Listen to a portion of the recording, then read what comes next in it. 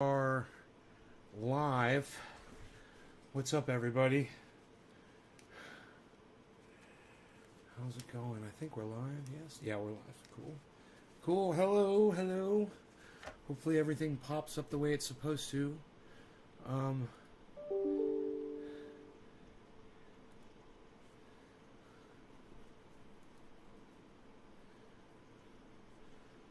right. So I'm going to send... I know that Grahm is out surfing tonight. That's what he said he was going to do. Karen, thank you. He said, I'm going to be out surfing tonight, but I'm still going to leave him a message.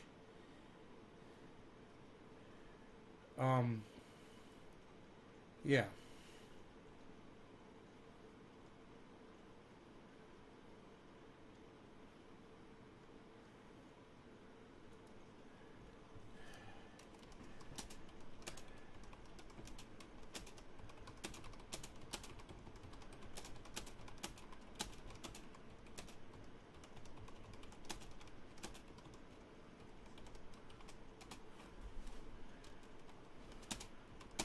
I'm sending Grahm a message. I am live now and will respond to all of your gun questions from the Eleanor Goldfield video you just posted. Feel free to ignore me.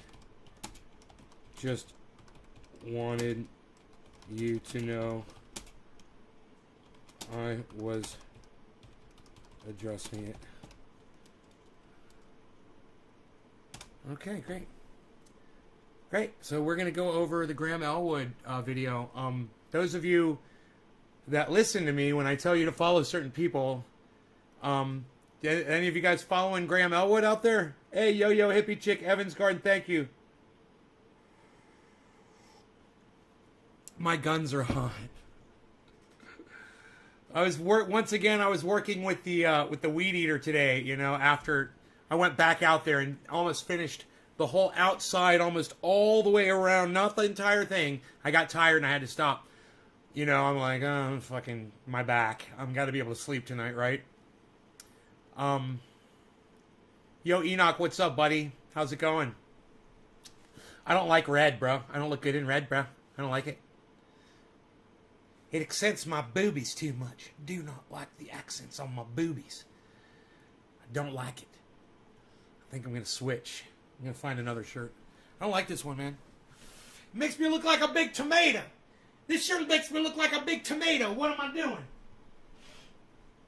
I was like, I'm going to wear this red shirt. Fuck it. Now I'm like, I ain't wearing that fucking thing.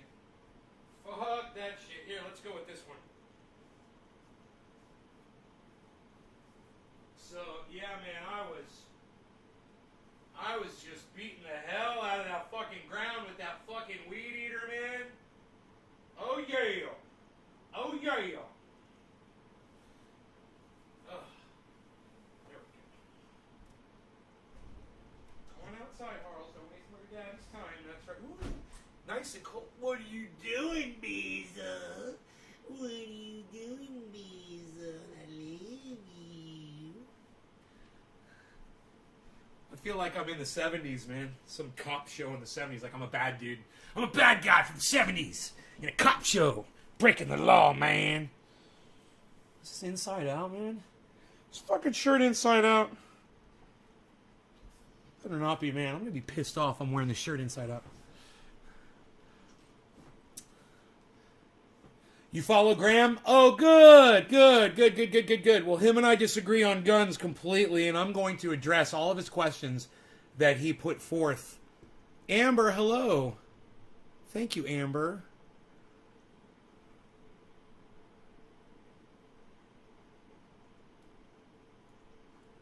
Okay, great. Sometimes you gotta switch shirts. I know, man. I look a lot better in dark blue than I do in red, that's for sure. Anyhow, let's get on this. So I messaged Grahm, and I guess I should give a link to this video on YouTube. So let me go to YouTube and get a link to it real quick. Okay. Open link. Okay. Copy link. All right. At Grahm Elwood.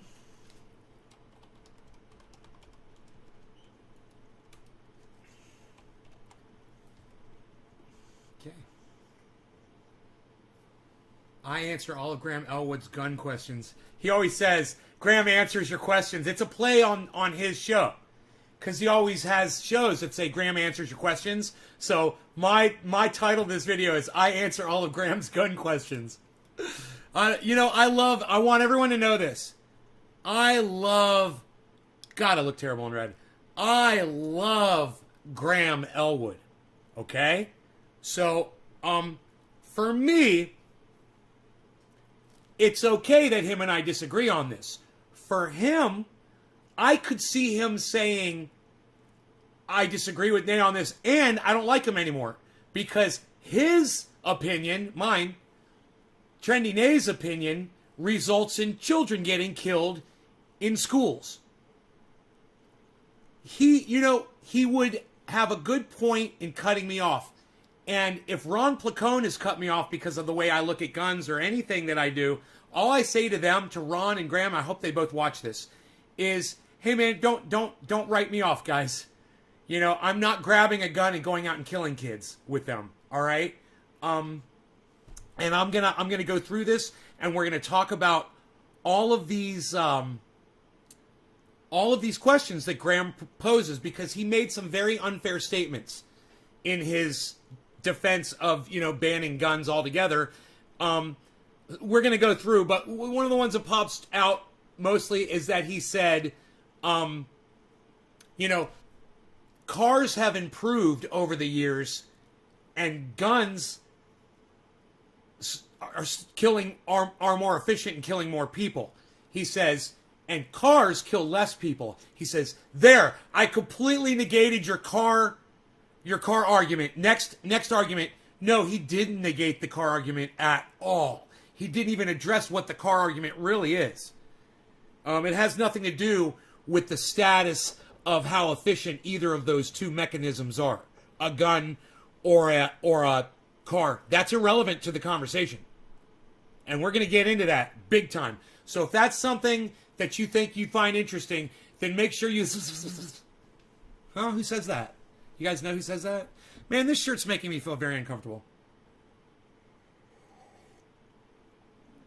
I'm feeling very self-conscious with this shirt on. Is that okay that I put on a normal shirt, man? I don't like it. I don't like it! Give me a goddamn normal shirt. What do I got back here?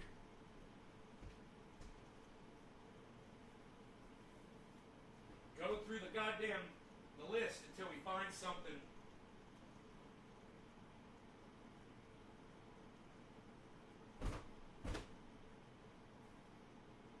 Oh shit. That shirt's dirty.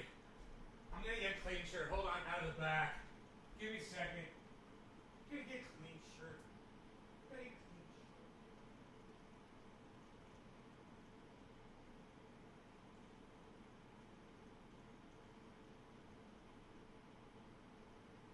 Definitely getting a Bernie Sanders shirt. Gonna get the Bernie Sanders shirt. Give me the Bernie Sanders shirt. I like Bernie Sanders. Bernie Sanders is good. I like Bernie Sanders. Here we go. Okay, I feel a lot more comfortable. All right, so. Show those guns. I'm all right. I'm good like this. So, what I want to say right off the bat is, I understand where Graham's coming from. And I understand people who love kids and don't want to see children blown away in schools. I totally understand that argument. I get it. Okay? I fucking hate sports. Kids get killed in sports all the time. I mean, I know it's nothing like school shootings, but, I'm not out saying ban all sports. I'm just saying you guys are indoctrinated to think that that's entertainment, Grahm included. But that doesn't really address this argument that we're about to get into. Those of you guys who are anti-gun and want to see all guns gotten rid of, you're going to like Grahm Elwood's side of this argument, mostly. But I tell you guys this. Pay attention to what I'm going to say, okay? And listen to my arguments before you pass judgment, So kind of come in with a unbiased, you don't know where you stand on it. Okay, cool. A lot of you support gun rights. That's why you watch this show. Cool. There's a lot of people who don't watch this show because I support gun rights. I know that. But let's get into it, okay? Let's get into this. Now, this video can be seen on rockfin.com. It was not available on YouTube, but I am a Rockfin member, and I'm subscribed and a premium member to Graham's channel. I also donate money to him, and I will continue to do so. I want you to know it's okay that him and I disagree on guns. I don't hate him because he disagrees with me on guns. I would hope, however, though, that he would give me an opportunity to talk to him personally about this, even have and I'm not saying a debate. I'm saying a discussion where I can just explain the gun side of things to him, somebody like me who is pro-gun and not a fucking psycho, and why I am the way I am, just to, see if he understands it better. Because he writes off a lot of my arguments and doesn't give any credit to them at all. So let's go with this, all right? You guys ready? Who's ready to get into this? You guys want me to start with a dab first? Bong hit? Hey, I haven't done a bong rip in a while. Let's do a bong rip, man. What do you guys say about that? You guys like that idea? Grahm Elwood. Now make sure you everybody subscribe to Grahm Elwood on YouTube, the political vigilante, Grahm Elwood. Make sure you follow him on Twitter. It's at Grahm Elwood. Make sure you also follow him on Rockfin. Go over to Rockfin and check him out. He's a friend of mine. He's a friend of the show. He's appeared on this show twice, at least. And he's a really good guy, man. I love him. I just, I disagree with him on this. And I'm going to show you guys where I stand on it. All right, here we go. Sure, it's all that nonsense. It's unreal, man. So, let me go over to the Rockfin. Grahm Elwood on Rockfin. Matt S. Shave your knuckles for justice. Your energy is strong today, dude. Boo! That's that vegan fury, man. I don't know, bro. I don't know. I'm going with the cannabis guns. Thanks for the cannabis guns are rocking. Over on the Rockfin, I really appreciate it. The Annalise Show. What's up, Annalise? How you doing, sweetie? Check out my Rockfin tonight, 7 o'clock Pacific, for a special people's Hey, let's smoke 7:10, guys. All of you that have shared this. Susie Dawson and Sean O'Brien of Panquick. Check that out. Another Karen, Hippie Chick, Evans Garden Yo-Yo, Chantel, Mr. Blue, Baba Blue Jaws, Stephen Culbertson. What's up, Chris? Of YouTube. I've been working out. I've been doing these. I guess they're not so woke over there at the Google, at the CIA tube. So check out Annalise's show, and again, they're going to be live with Nick Brana. And so weed eating. eating. Have questions about Nick Brana and the People's Party. Thanks for noticing, son. It's fair to ask the questions. Like, I think I'm a big fan of the People's Party. I hope they do well, and you have a right to ask, like, how are you going to do this? What are your policies? Where's the money? If I donate to you, where's it going to go? And what's it going to cover? And those are all great questions to ask. And if you have questions about Panquick, ask Susie. Panquick is awesome. I've seen a demo. I just saw a demo like last week, and I'm like, oh, snap. It's amazing. So check that out. We've had Nick on the show. We've had Elise on the show. We've had Sean and Susie on the show. So go check that out tonight. Cheers to all of you. Tonight. I will be surfing. See, he's surfing right now. Shave your knuckles for justice. I'm sniping him while he's out on the ocean. Started working with more. The gym by me is now open, so I was using a lot of bands and back to like weights and machines, which means, oh my God, these guns are going to be a little David Niven, kids. The guns of Navarone. Just yesterday, there was a mass shooting at a light rail train yard here in San Jose. Yeah, I heard about that. First thing I thought of when I heard the news was Grahm and Jordan on Status Quo both saying mass shootings, something to the effect of coming soon to a town near you, and sure enough, there it is. Even in hyper-progressive Silicon Valley, I wish that reputation was even halfway accurate. I was watching the news today, over 232 mass shootings this year, 100 more than last year. Sucks. I mean, even Gavin Newsom, who I'm very critical of, not a huge fan of, said, "What's wrong with America? What's wrong with us?" Like, that guy. Well, I'll tell you what's wrong with America. One thing is the sentiment. You know, America voted for Donald Trump. Donald Trump's whole persona was, I could shoot someone on Fifth Avenue and people would still vote for me. You know, Americans heard that. That's the man that represented America for 4 years. You know, that changes hearts and minds. That inspires people. Regardless of who the fuck it is. Adolf Hitler inspired millions of people. You know? So, you want to know the source of the sentiment. He says there's more mass shootings. Hey man, I don't blame the guns. I don't blame that there's more guns out there. I blame the fact that, hey man, we fucking voted for Donald Trump, man. We are idiocracy. We're literally playing it out, note for note. We're living it, man. We're getting dumber and dumber. People are getting stupider. That right there in itself is a good enough reason for me to have a gun. Right there, people are getting dumber. I want to protect myself against the dumb people, and we're going to talk about that because he thinks I'm a fanatic because of that. But we're gonna get into all kinds of angles on this. So, you know, I love this guy. I appreciate his opinion. I do. That's why I'm going to let him speak here on my show right now, so you guys can hear what he has to say. Liberal, such a politician, but he even was like, sounded like he was emotional about it. He was like, "What the hell's wrong with us?" Seriously, I agree. This doesn't happen anywhere else in the world. I agree. I don't want it doesn't happen anywhere else in the world. I agree. And you know what? Donald Trump didn't happen anywhere else in the world either. And you know what else? This is the kind of world where people respect people like Elon Musk because they have billions of dollars. And up until recently, Elon Musk had so many fucking fans. And now the world sees what he is. Everybody understands exactly what Elon Musk is about. But up until the big reveal, hey man, my cousin's kid is a very intelligent guy. All right? He is. You guys, he's together. He's way more fucking together than I am. Now, you saw this kid, you guys would be fucking impressed, right? He thought Elon Musk was a fucking god. You know, he came on my show and argued with his own flesh and blood. You know, we share the same fucking name. We argued over a man who thinks that we're going to colonize Mars. Americans respect a guy who thinks we're going to colonize Mars. That's the problem with America, man. It's not the guns, man. People are getting dumber.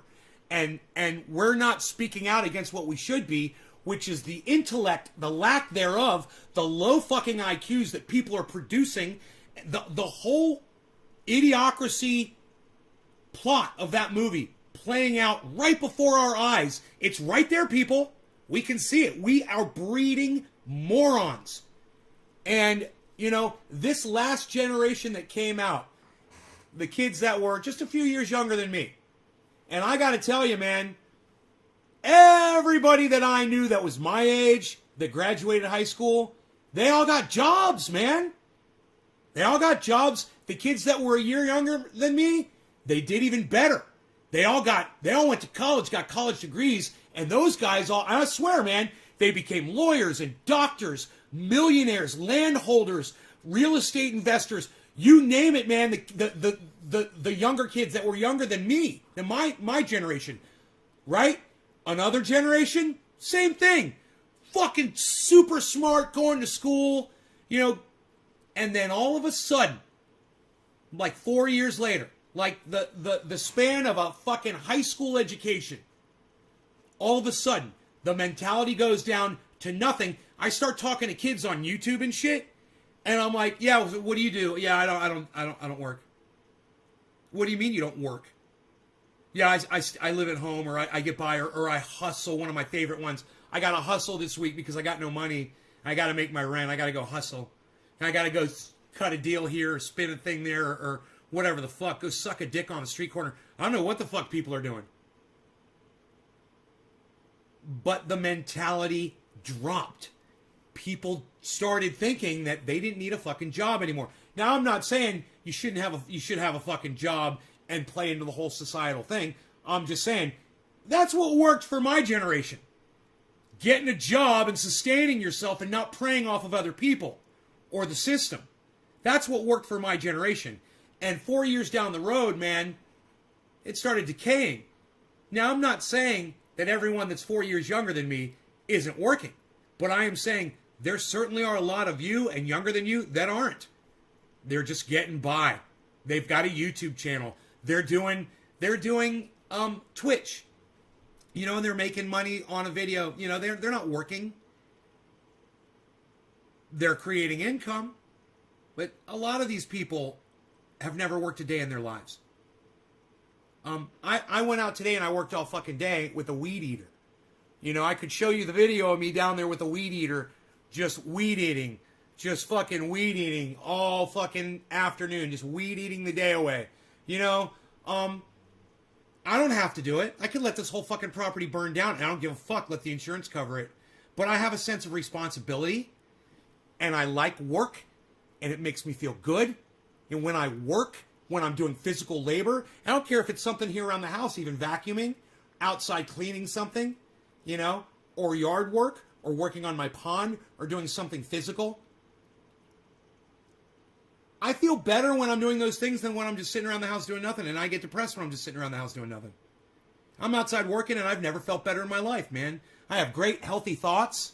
You know, I'm thinking about all kinds of things. Yeah, I was listening to him on my headphones while I was weed eating outside. It was great. I was listening this whole conversation. I was just fucking shaking my head, thinking, I can't wait for 7 o'clock to go live with this.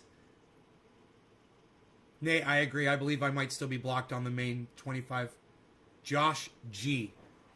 All right, well, maybe I'll look into that, Josh. See if I can unblock you. So, when Grahm says he looks around and he wants to know why there's more mass shootings, I might just offer that our mentality, our mental health in this country is suffering as a whole. You know, we have a horrible fucking diet. He can attest to it. He knows all about vegan and diet and shit like that. Salt and meat and sugar is making us stupid. And we keep shoveling it down our gullets. And, man, it's not the only problem out there. I'm not saying it is. But I'm saying there's definitely issues out there. And, you know, it ain't the fucking guns. But we're going to get into that. Let's listen to what Grahm has to say. Let's blow some smoke rings into this sunlight. Everybody that is sharing this on social media, let's get me back up here. Look at this number, guys. We're at 19, man. Let's get this to like 27, 28 people, man. That'd make me feel great. All right, let's do that. Let's listen to what Grahm has to say. And make sure you subscribe to Grahm Elwood on YouTube and Rockfin.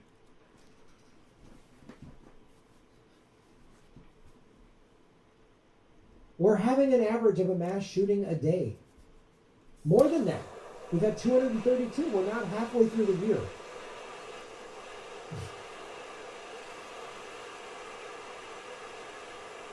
It's insane. How many burglaries happen every day? We're back to normal since the pandemic. This is put back to normal. It's a mass shooting every day and a cop killing just about every day, every week.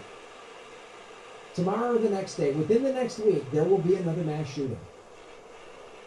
And it'll be done by a male. Look, it ain't about work, guys. It's about gardening and sustaining yourselves however you can. So, guys, we're going to talk about that. Cheers. Probably a white male. And, you know, probably a history of mental illness with easy access to guns. If the next mass shooting doesn't have those qualifications, it'll at least have one of them. It'll at least have one of them. If it doesn't, another one will have all those qualifications. Yeah, here's the questions to ask. Here's the question. How did the shooter get the weapons? Who cares?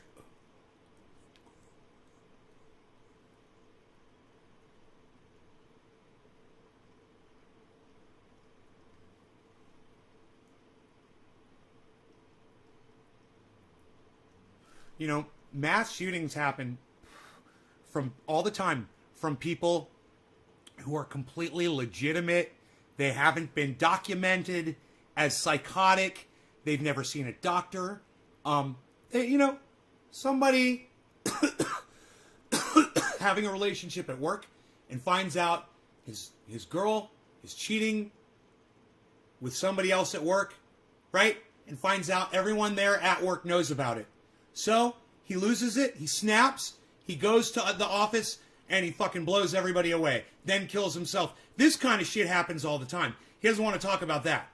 There's legitimate reasons, and there's legitimate people out there with firearms that decide to use them to go do crazy shit. Now, in my opinion, it doesn't mean you shouldn't have a gun. I mean, motherfucker get in their car and run a whole goddamn bus stop of kids over in one swerve. You know, you can kill 10 people real easy with a car. Japan has .6 guns per 100 people, and there are still mass killings done by knives and swords. Mass killings aren't a gun issue, it's a social issue. Who is Facebook user? Who just said that? Who is Facebook user? Let's keep going. Chantel, anyone seen the movie Falling Down? That movie explains why people do what they do. Well, it explains why that one man in that one specific situation did what he did. But Chantel, I've had bad days before where everything seemed to go wrong. You know, a lot of people have had bad days. Man, I had a day when I went to the airport and I was all set to fucking get on an airplane, and I go to the counter to get my fucking ticket, and I booked the wrong date for the flight. They charged me $800. Hey, CT, listen, man, if you want to connect your Facebook to my Restream chat, which I wish you would do so it doesn't say Facebook user, do me a favor, buddy, and go to this website. It's chat.restream.io/FB, and you'll be able to connect there. Here, I'm going to put it on screen for you. Okay. It's chat.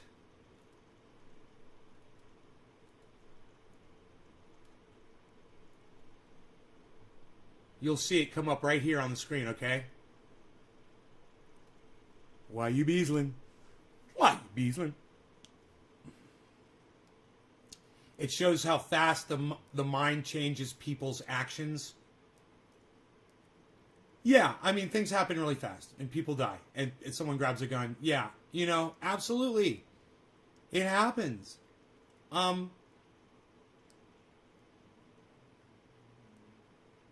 But we're not even into it yet, so let's get going. Let's get into it. How did they get them?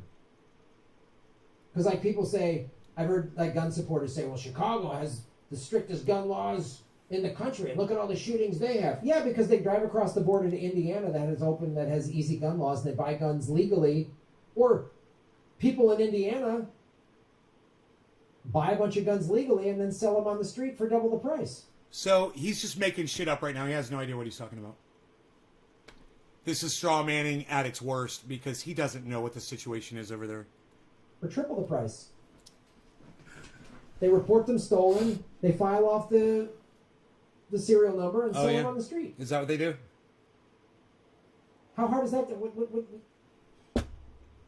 I think filing off a serial number. So that's well, we don't need strict gun laws. Getting caught with a gun with the serial number filed off, the state next over, you can, kids can just fucking. You might as well have a fucking pound of heroin, in your car.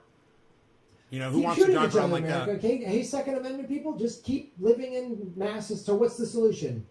Give everybody a gun? Okay, let me stop right there. What's the solution? Give everybody a gun? Hey, give everybody a gun who wants a gun. And if there's a reason why they shouldn't have a gun, then, you want to have laws that would stop someone that's a repeat criminal, a violent felon, someone who has mental incapability and has demonstrated that they are not responsible enough to own a firearm. You got to, pass some kind of a competency test, or if you've been reported to be incompetent. I'm fine with all of that. There's ways around it. If you need a gun, and I know a lot of people who could use one that don't have access to it, and you can't get one, man, it can make you very desperate. And no one should feel like that. You should always be able to feel safe in your own home. you know, and as far as I'm concerned, in your own vehicle or in your own space, wherever the fuck you are. But that's me. And my views on guns are very, very, very what you would call pro. Very, very lax as far as, you know. I've been to countries where people walk around with fucking machine guns. And at the time, there was no violence. And whoever wanted to carry a fucking gun was carrying a gun because everybody had to be in the fucking military. But, you know, how often does a mass shooting happen in a police department? Like, how often does a policeman go crazy and kill all of his coworkers? How often does a mass shooting happen inside a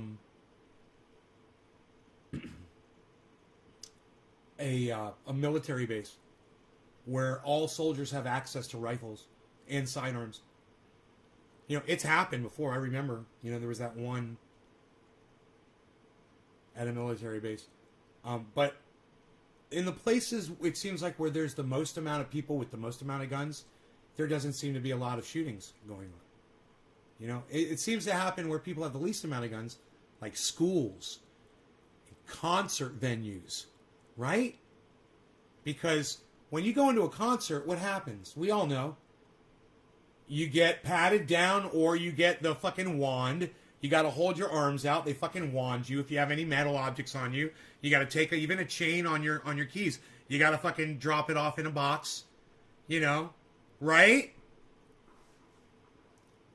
He's filibustering. Let's listen to him. Let's listen to him. What's the solution? Give teachers guns? That's insanity. That's no other country does this. Just talk to anyone from No other country is free like the United States, and I must say I like it free here, and I bet Grahm does too. I like having our freedoms. I like being able to travel around freely. I like being able to go and hang out with whoever I want to, not being looked into by the government because of the things I say on this podcast or wherever I go.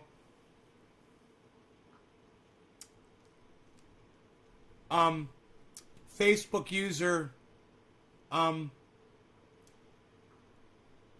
Yeah, Facebook user. I'm just going to block Facebook user, man. So it's not going to pop up here anymore.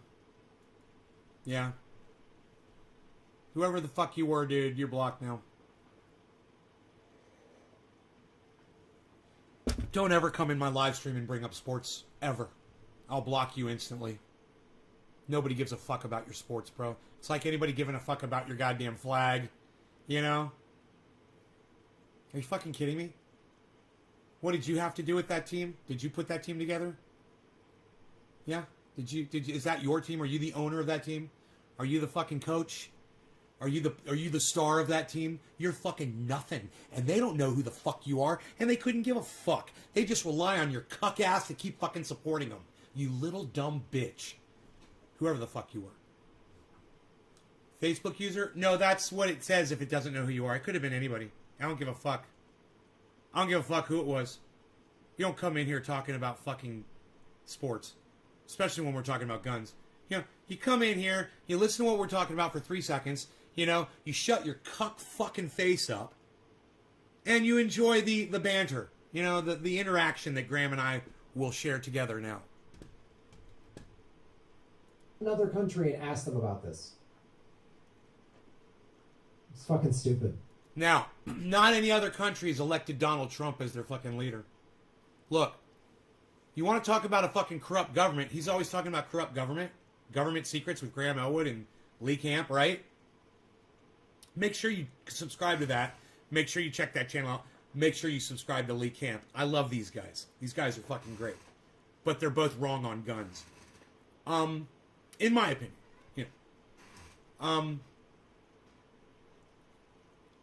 He's saying that other countries would, if you ask them. So I say this. Ask those countries if they would feel a little bit uneasy if Donald Trump was their president. And he just orders fucking... And he just literally ordered the government to spy on reporters. Do you know that? Hey, do you guys know who, oh, I forgot her name. She looks like a big fucking old substitute teacher that I used to have. She is a international correspondent, I believe, for CNN. She's been on there for years. She's an older woman. She's very old. Very old lady. Very unattractive. She has a very gravelly voice, and she's very unattractive. Anyway, Donald Trump had the government get her home address, her phone book, her phone numbers, her cell phone, her texts, everything. And they totally followed everything that she was doing and saying. I wonder how they feel about that. Why don't you ask them that, Grahm? And then say, hey, then would you maybe want to keep a firearm just in case? Because I know what you're going to say. Oh, they're going to bring a fucking Sherman tank. What are you going to do when they have a bottle rocket launcher? When they have a rocket launcher and they come to your house with, armor and blah, blah, blah. That's the argument that they always say. And I always say this. Well, what happened at the Bundy Ranch?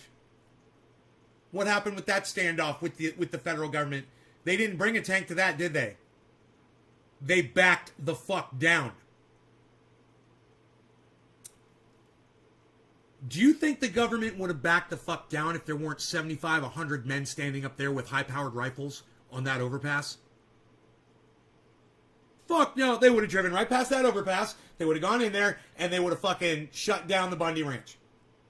Now, I'm not saying what fucking Bundy was doing was okay. As far as I'm concerned, he was an asshole and he was fucking breaking the law. There was no need for him to be doing that.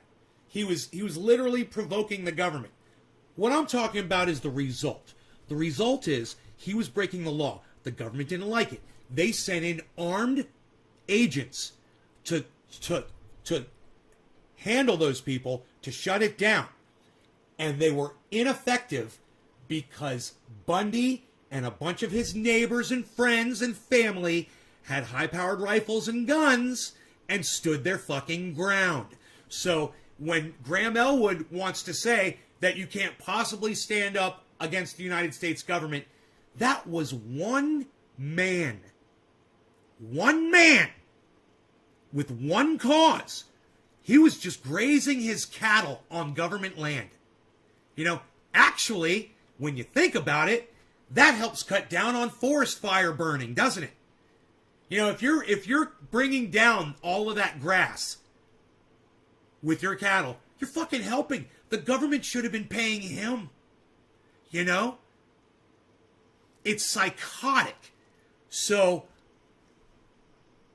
thank America and the freedoms that we have that those men had the guns to stand up at the Bundy Ranch. And if you guys don't know what happened, you can go check that shit out.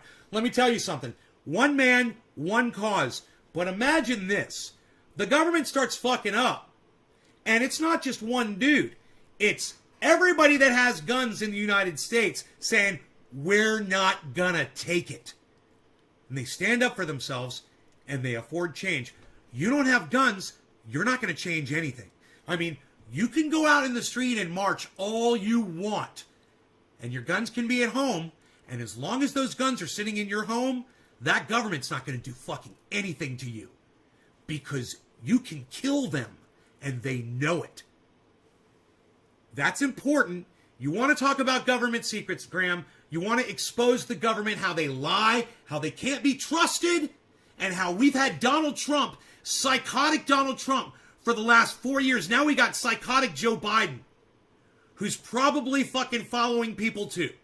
He's probably already got names and addresses, phone numbers, and following texts of all kinds of people. With that fucking pig cunt, Cuntala Harris, as his VP. He's probably putting her right to work as a little fucking Gestapo cunt bitch. It's for reasons like that I truly believe that we are much better off. Children are going to get killed. I understand it. And hey, man, I used to say fuck your kids on this show, and I know that turns a lot of parents off. So I'm not going to say that. Look, I don't want your kids to get killed. I'm not going to say fuck your kids. I'm going to say I'm willing to help. I'm willing to try to do whatever it takes. As long as you don't limit the amount of bullets I can have in my gun. You know, hey man, I want a fucking fully automatic machine gun.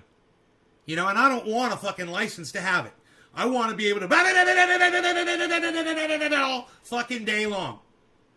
But I don't want your kids to get slaughtered. And if you want to work really want to work at preventing the mass murders while preserving my right to defend myself against a psychotic government that I've learned a lot about from this guy. All right? He's exposed the government repeatedly every fucking day. He's taught me well. And I worry about the government. I worry about Joe Biden being a fucking psycho. I worry about lying fucking Cuntala Harris being a fucking psycho cunt bitch. You know, and taking over. You know, I want my fucking guns, and I want them to know I got them, and I want everybody to have them. And I want to be able to address the issues that we have with your children getting slaughtered like cattle, you know, in these fucking pens that you put them in where you think they're getting educated. They ever teach them about cannabis? They ever teach them about gardening in those fucking pens? In those fucking, in the fish barrels that you send your children off to? Oh, I'm sorry, man. I'm talking bad about parents again, and I apologize for that. That's the old me, and I need to not do that. I need to be nice to you guys, and I apologize. Look, you guys have to send your kids to school, and I understand that. I do.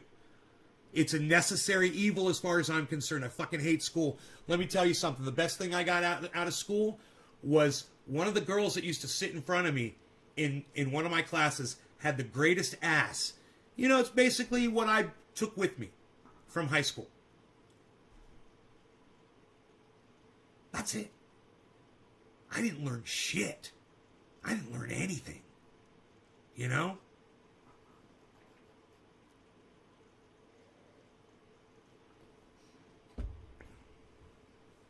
So, I'm here to tell you guys. You want to send your children to school. If you have to send your children to school, I understand. It puts you and I at odds. It puts us in a bad position, doesn't it? Because you're like, dude, you got me backed into a corner. What am I supposed to say to you? You know, yeah, I'm sending my kids to school fucking tomorrow morning. They're going right on the school bus. They're going to stand out at that bus stop like they always do. And, you know, hopefully a child molester won't drive up like that video we watched the other day and only pull 5 feet away from the child, you know, and scoop them right up and be gone and never be heard from again. Hopefully that won't happen to your children. But you'll continue to put them out there. Now, you want to say I'm fucking crazy for wanting my guns? I say, look at parents who are willing to set their children out at the side of the street while cars speed by. And then sit in a school that your children will never learn anything at. Your children are not going to learn anything at those fucking schools. Nothing. You know, unless your child is a mathematician. Let me tell you something. That's the one thing I couldn't learn. I couldn't learn math. Couldn't do it. I didn't learn it. It didn't fucking help. I know there were probably other kids who benefited from learning math and they went into mathematics. They're accountants. They're fucking doing shit with numbers. Accountants, you know, helping people with numbers, accounting, doing accountant shit. I don't fucking know. Whatever the fuck you want to do with goddamn numbers. It's the most boring shit. But, you know, maybe you want to be a fucking accountant. I don't know. Maybe you want to do the books for somebody, you know, like be an accountant. Or maybe you want to, like, do taxes for people. You know, like, be like their tax accountant. You know, I remember watching this stupid Bank of America commercial, and this kid came on, he goes, I really like numbers. He's like, I've always loved numbers, and I've always loved money. That's why I work for Bank of America. And I said, you are a cuck bitch. You are a fucking cuck bitch. And you need to shut the fuck up. You know what I love? Growing vegetables out of the ground and then eating them.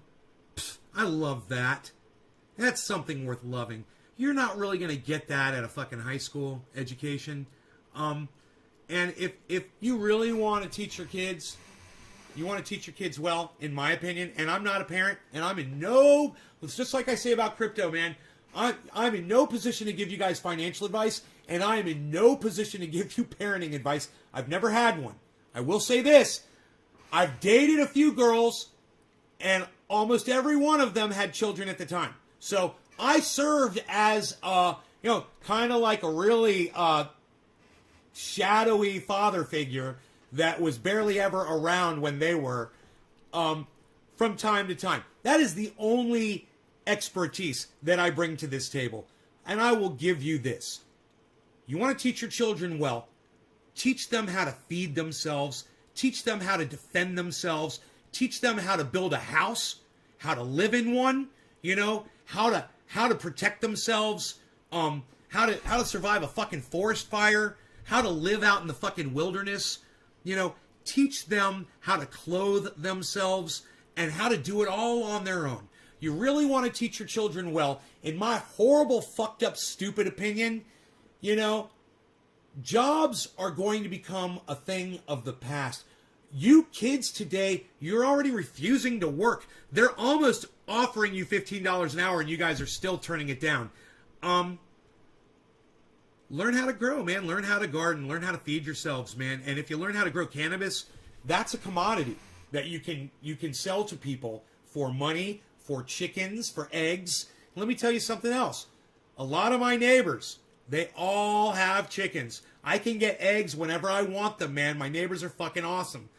I'm set up, man. I grow vegetables. I bring them giant fucking zucchinis. They give me fucking eggs for life.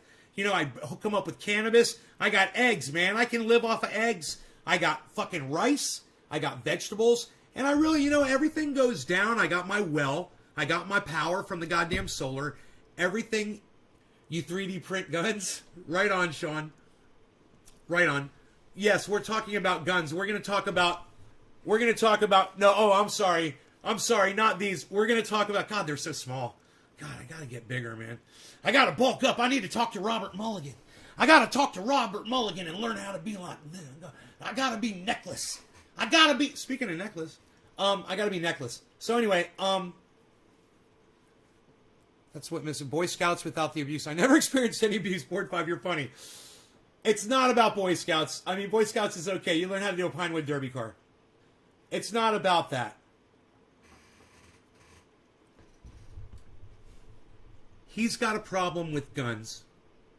And I've got a problem with people that abuse their gun rights. I say there's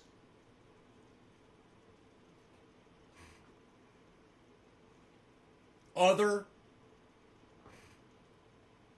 answers to this problem besides taking everybody's guns away.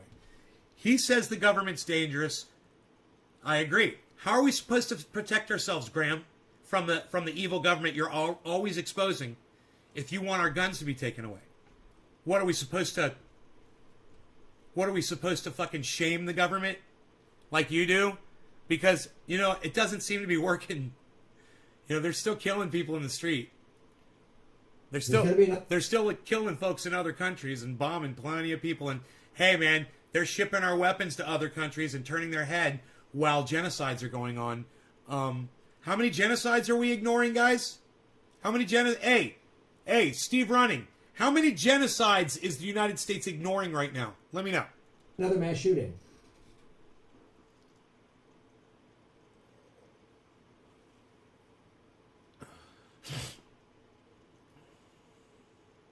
So,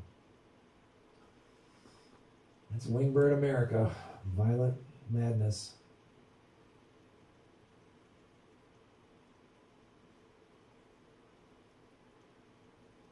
He's going to get into it.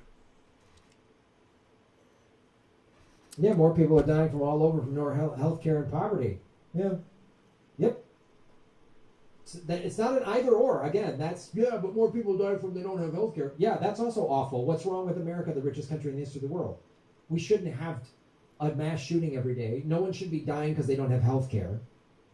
There shouldn't be people living in the streets. All these problems can be fixed. Look, I think healthcare, which I agree with him on, would fix a lot of the gun problems that we have. When everyone's got access to healthcare, a lot of the people that would flip their shit, their minds would work better if they were healthier, and they would hopefully be exposed to more health professionals who could offer them medication or help, even if it's just seeing a psychiatrist, someone to talk to, rather than letting them slip through the cracks and then grab a gun and kill a bunch of people. 134, give or take.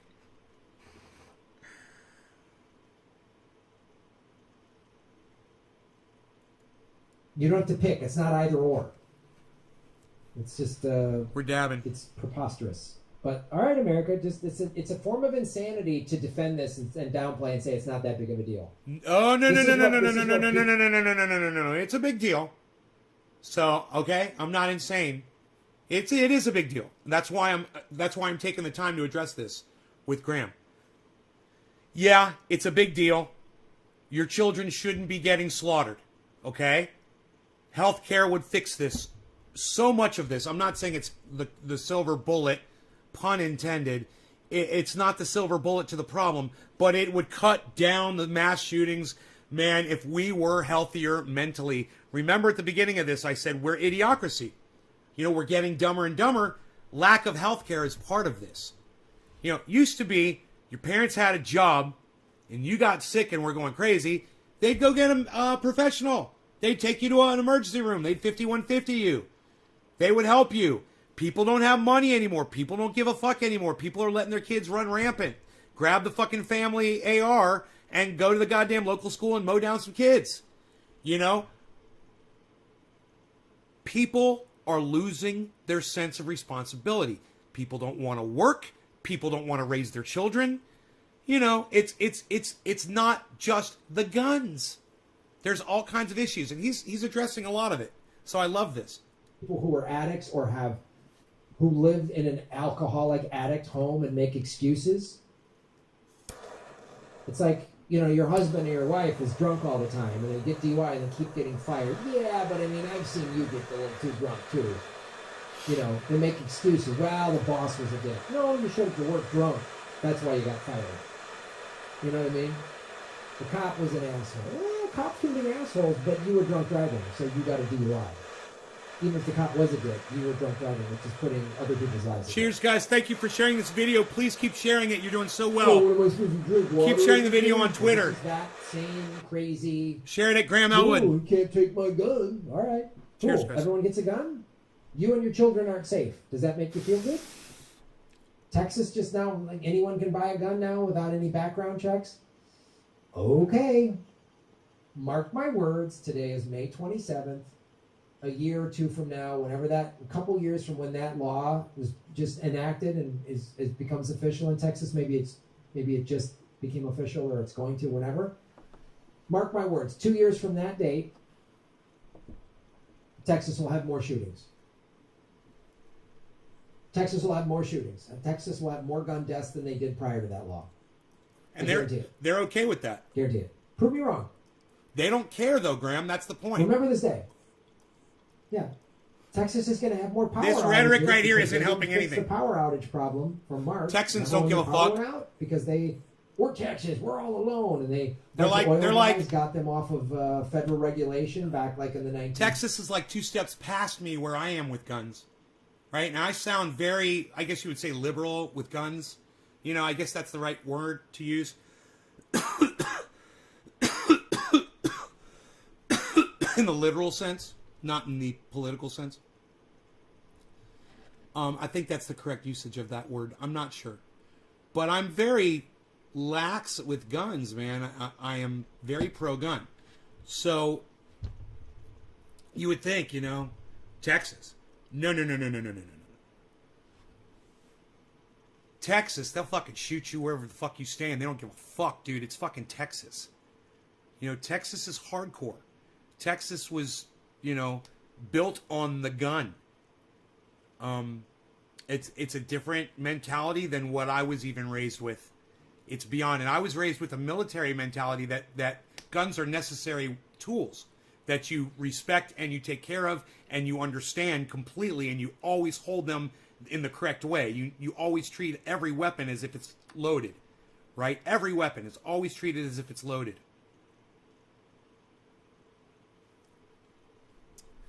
It's just military, But Texas, man, Texas mentality is yeehaw guns. I'm not that far. Now, like I said, I want a machine gun. I want a fully automatic machine gun. I want whatever the fuck I want. If the government's got it, I think I should have it. And if you don't want me to have it, then take it away from the fucking government. And they shouldn't have it either. You don't want me to have a tank? Well, take them away from the goddamn government.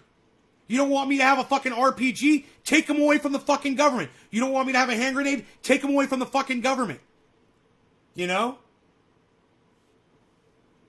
We're very slowly but surely setting the odds against us in case we get another monster like Donald Trump in there. And it could happen. There's fucking psychos, man. Imagine if Marjorie Taylor Greene became president of the United States. Oh boy. Oh wow. Imagine if Donald Trump Jr. became president. Imagine if Steve Miller became president of the United States. Do you still not want to have guns? Access to guns?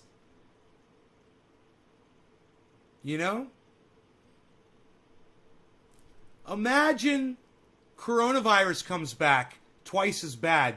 A change. I forgot what they're called. And all of a sudden, a whole bunch of people start dying from that thing, and you get some fucking asshole in the presidency that's blaming China again, and then people start going around and killing Asians like out in the street and shit. Right? And if you were an Asian person and that shit was happening, you want access to firearms so you can protect yourself from fucking rabid fucking, Republican Trump supporting mob cunts? Mutation. Yeah, imagine COVID mutates. Thank you, everybody. Thank you for listening. Imagine COVID mutates and we don't have a vaccine for the mutation. And a whole bunch of people start dying from it, and you get some jerk off like Marjorie Taylor Greene or this just jerk off from fucking Florida, DeSantis, or the other jerk off Matt Gaetz becomes president of the United States. Some fucking psycho. And they say, China virus, the Kung flu. This is all China's fault. China, China, China. And the next thing you know, Asians are getting murdered. Again. You want access to firearms? Do you think mobs might restrain themselves if they thought that sweet Asian old lady might pull a fucking .45 Magnum out of her little tiny purse and blows your fucking brains out? And then hopefully fucking spits on you? And puts that shit on the goddamn internet so your children can see it for the rest of their fucking pathetic lives? You fucking racist piece of shit. Hey, man. I don't trust the government to take care of me. That's all I'm saying. He doesn't either. In order for me to take care of myself, I need a firearm. And the government's not here outside my fucking front yard with the goddamn firearm, marching back and forth like they do at the White House. I want some soldiers out here. I want a couple soldiers at every goddamn corner. I want one on the roof, a fucking sniper out in the fucking mountain, watching for folks. I want that. Why does the government get that shit? I want to feel safe too. I want to feel safe wherever the fuck I am. In 30s or 40s or something like that, the power's going to go out again, and they're going to have more shootings. And there's going to be another mass shooting in America within the next 5 days. Prove me wrong. Prove me wrong. I'd love for that to not happen ever Yeah, again. but okay, you like mass shootings. You like so give your kids a gun? So if everyone has a gun, you think that's going to make less shootings? No, give the teachers a gun, or put some veterans at the that need a job. Put retired veterans at the at the front of schools. You know, harden the schools off so someone can't get into them. You know, treat your children like you treat your money. You know, look at a bank. You guys worship your fucking money, don't you? The fucking Americans, they worship their money. Look at the fortresses they put their money in. These banks, they got guard outside, they got a guard inside. You know, they got giant security systems connected to fucking send the police immediately if somebody presses a button. They got a huge fucking safe with a giant fucking wheel on it. Only the fucking manager, you know, and one other fucking employee knows the goddamn the combination to get into the fucking safe. They've got steel boxes inside there. I forgot what those things are fucking called. You know, they've got barricades set outside the front doors, big yellow fucking steel poles that you can't pull a car up to, so you can't, you know. And then look at a fucking school, man. Look at every school. You guys, people care more about their money than they care about their children. And I don't blame y'all, but I say from the people in the past that have been responsible for building schools and building banks, well, they certainly did fortify the banks and not the schools. Yeah, retired vets. You know, there's plenty of veterans out there who would love to protect your children. Yeah, I would do it. I'm not even a veteran. I'd say, hey, man, that would actually be something that I would do. I would literally do that. I would give me a fucking, you know, everything I need. And you make sure these people have everything they need, you know? Fucking put me on fucking patrol. Citizens on patrol, man. Literally had that thought. If every school had guards, you'd fortify them, and you'd have a lot less mass shootings at schools. Now, they'd move to the nail salon, you know, the Asian nail salon. They'd move to the gay bar down the street. What was that gay club called in the nightclub in Orlando? What was that place called? Please refresh my memory, man. I want to remember. What was it? 50 people died that night? It's horrible. There's so many people got murdered that night. I'm not saying, you know, that I appreciate or want this, Grahm. And yeah, I want him to realize that there's gun owners out there, not just responsible gun owners, but there's gun owners out there like me who I'd never shoot a goddamn deer. I'm not a hunter, bro. I'm not here to kill anybody. I'm here to protect myself. I'm here to use the gun as a preventative measure, you know. Pulse nightclub. Thank you, Trendy Nick. Yeah, Pulse. Man, let's remember those people for a moment, shall we? You know, just so Grahm understands, we care, man. The cannabis community cares, and the people like me that are NorCal that, you know, have guns, and all my neighbors have guns, man. We care, man. We don't want to see your children get slaughtered. It's true. We're not crazy, man. We want our guns, but we don't want your kids to get hurt, and we sympathize. You know, I understand right now it seems like we want these rights at the expense of your children, but we want these rights and we want to help protect your children. Why is it that every right-winger or NRA person or gun supporter out there that goes out and says, you need to fortify schools, you need to stop having these gun-safe zones, you need to have protection, why do they get called out as psychos? Oh, you're crazy! That's a horrible idea! What, are you going to give guns to the teachers? Yeah! I'm going to give guns to the teacher! I'm a teacher and I got a gun!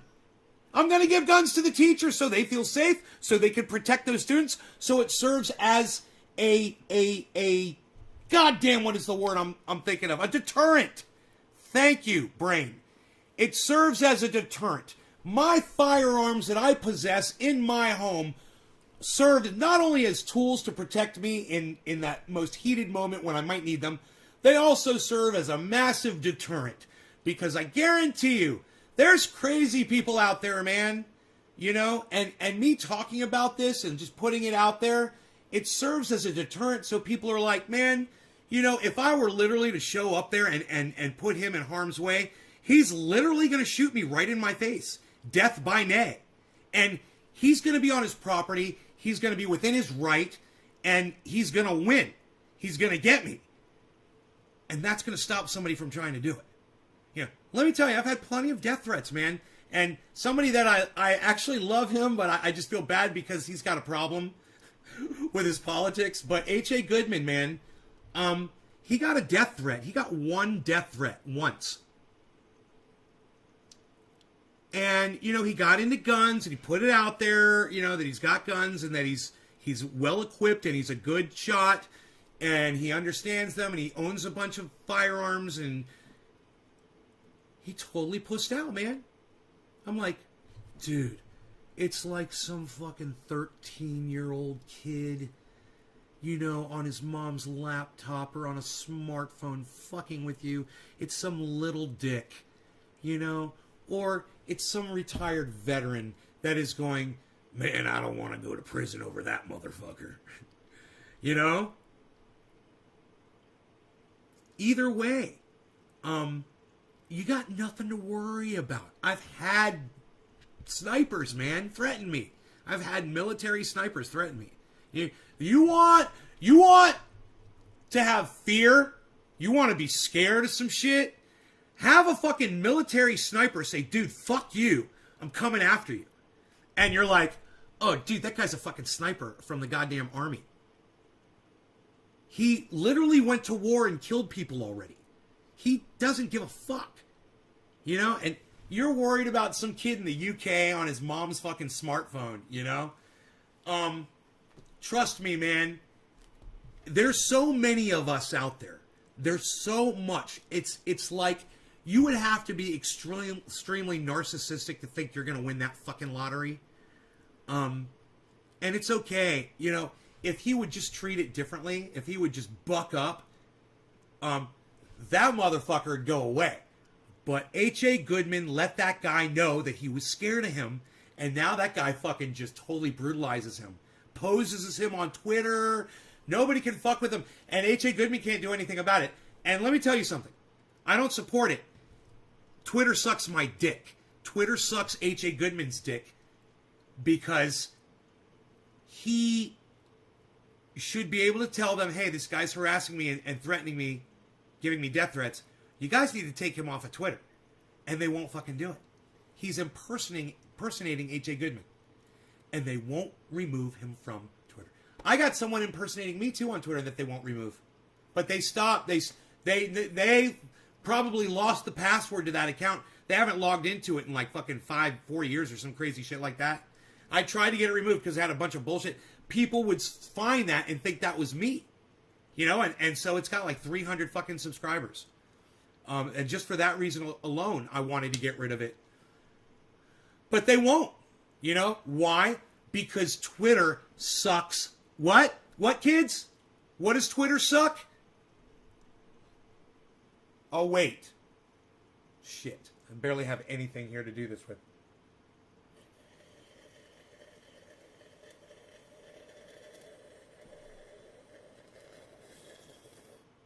Dick, Sean, that's right! Twitter sucks my fucking dick!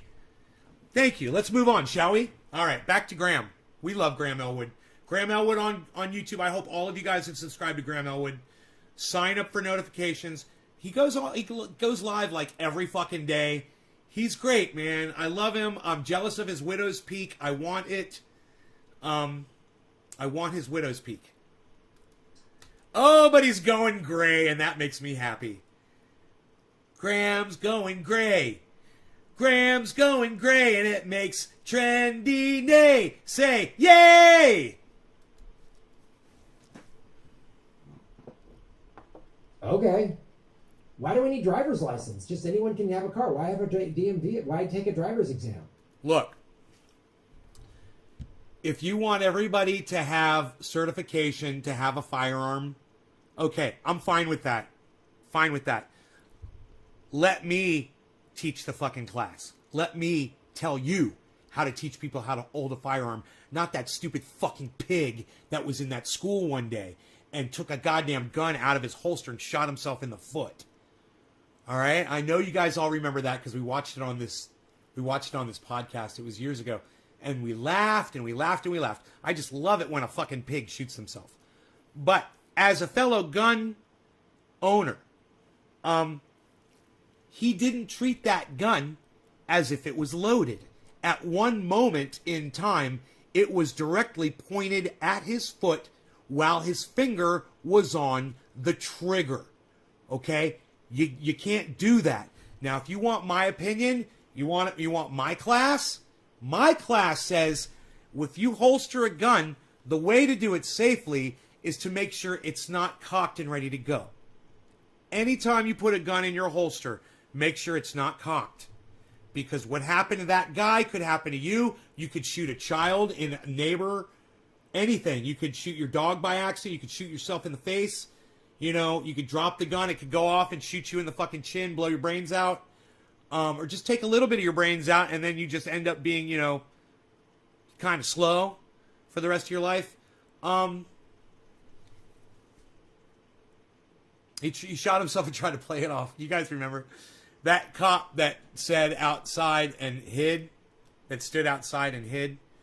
All right. So anyway, you want to talk about a license, a driver's license? Everyone needs one for a car. Now look, I know there's plenty of parents out there who put their children on firearms at a very early age. Listen, my father put me on firearms at a very early age, okay? And I know Karen, she killed her first deer. I think she was 6 years old or some crazy shit like that. I said, your father's a fucking monster. And she goes, I know, I've lived with that my whole life. It's haunted her, and it's not supposed to. You know, parents shouldn't do that to children. You're a horrible parent if you subject your child to something disturbing when they're just a kid. You know, it's a terrible thing. They'll never forget about that. They'll have that in their brain for the rest of their life, and you toxified their brain. You putrefied their brain. You ruined them. You spoiled them. You made them. You broke them. You know, and you're no good as a parent for doing that. So that's my opinion. You know, you want to teach a child gun safety at an early age, not how to go fucking kill a goddamn deer. You don't have to go shoot an animal to teach your child gun safety. You teach a child at an early age gun safety, I don't know, let's say 6 years old. You know? And you just teach them this. Okay, this is a gun. All right, this kills people. You understand that? Okay, so this is a gun. And when it's loaded, you pull the trigger, it'll fire a bullet, kill it, right? This gun, in order to cock it and load it, you have to grab it and pull it back and do that. Now, you're too young and you're not strong enough to do that. So, you won't be able to use this fucking gun. You know, you're going to go grab this gun and try to kill somebody, you won't be able to do it. So, there's a 38 hammerless. This gun, all right, when you grab this one, you just point at somebody, pull the trigger, and you're going to kill them instantly. Pop, pop, pop, pop, pop. They're dead. 5 bullets, they're gone. That's the gun you go for. Now, the gun's always loaded. It's always ready to go. You can never point this gun at yourself, at your foot, at your face, or at your sister, or your brother, or your pet, or your mommy, or your daddy, or your friends. And you can't ever play with this.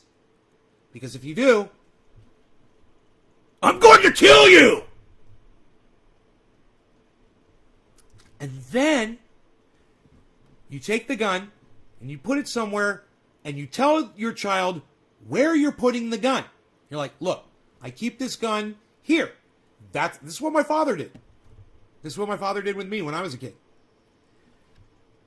You don't ever grab this weapon. You don't need it. But if your mother and I are ever not home, somebody breaks into this house and you have no option, you know where it is, and you know how to use it. You know, if your child is mature enough at that point, I'd say I was mature enough at about 7 years old for that. Then I say go ahead and do it. You know? But you got to teach him the flashlight lesson. You pretend it's a flashlight with a beam of light, and you can even use a flashlight. You can say, you see where this light is pointing? Okay, that's your gun. Okay, it should never point at your arm. It should never point at your face. It should never point at your brother, your sister, your mom, or your daddy, or at a wall, or at the floor. A lot of people like to point guns at the floor. Don't do it. All right, you're gambling when you do that. You're so much better off always holding a firearm straight up in the air. Always hold the firearm straight up in the air, away from people. Okay, you've got a much less chance of hurting someone if that gun does go off if it's pointed up in the air than if it's pointed down at the ground. Because if it's pointed down at the ground, all it has to do is hit a rock or something metal or something that's really hard and like compact dirt even, and it can fucking bounce up and ricochet, and it can still kill anybody. So if the gun is pointed up, even at a roof, if you're inside a home, you're safer. You're way safer. So that would be my gun course for a child. And I would say, yeah, go ahead, Grahm, and make sure they pass my class. I just taught it. Okay, there it is. You can start at children, let's say 8 years old. Okay? And it's up to the parent if they want to start at 8. And if a parent is confident that their child is ready at any age, then I say fine. If your child is 4 years old and you feel like they can handle a fucking firearm and they're smart enough to know not to kill somebody, there's children out there smart enough to do that. I'm sure 4-year-olds. I'm sure you could teach a 4-year-old not to kill somebody with a gun. So, that's my gun safety class. All right? I don't agree. It's safer to aim at ground between the shoulders. What? Yeah, I don't agree. Well, you don't understand firearms like I do. You know, I obviously understand firearms. You know, I understand the physics of a bullet better than you do, obviously. I still remember the Christmas movie and the kid got his eye shot. What if grandma's upstairs, Nay? Well, you know, when you are underneath somebody, you don't point that gun up at where they are. You would point it up and out this direction. So it would go out the wall. But not straight up where, obviously, if there's somebody above you, what did I say? It's like a flashlight, right? So if grandma's upstairs, like this, and then look, I'm not going to hit grandma at all. Still pointing it up, just not straight up, because I'm not a fucking idiot. Good question. I disarm my weapons into the sand pit by my home. Okay, Jerry, you're a fucking idiot. Think about how stupid it is what Jerry just said. So Jerry's shooting his bullets into the ground when he's done. Not only is he taking a risk there that it's going to hit something in the ground, but he's putting objects in the ground that a bullet could ricochet off of and come back and shoot him right in the eye. So, Jerry, you know, I'm teaching the class. I recommend that you listen to me. You're going to learn something instead of trying to come in here and teach my audience what's obviously not smart. There's no bullets embedded in the sky, bro. You know, if you don't understand how to take a bullet out of your gun, you shouldn't have a fucking, without firing it, you shouldn't have a fucking gun, Jerry. You know, obviously. You don't know how to take a bullet out of your fucking firearm without firing it? Holy shit. Wow.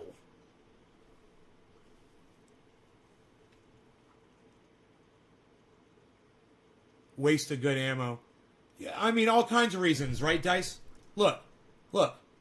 I wasn't in the military. My father was in the military. My father taught me guns since I was a little kid. We've always had guns in the house. My father bought me guns when I was a kid. My uncles bought me guns. You know, we used to go out shooting together. I spent a lot of time with firearms. I'm pro firearm, and I don't have a reason not to be. Firearms have protected me at times when I needed them, and I've used them before. So, you know, I'm definitely pro firearm. I think I know a lot more about firearms than anyone that would tell you to point a gun at the ground. That is just stupid. You know, you're pointing at a gun at the ground and walking. How many times does that gun cross over where your foot is? You know?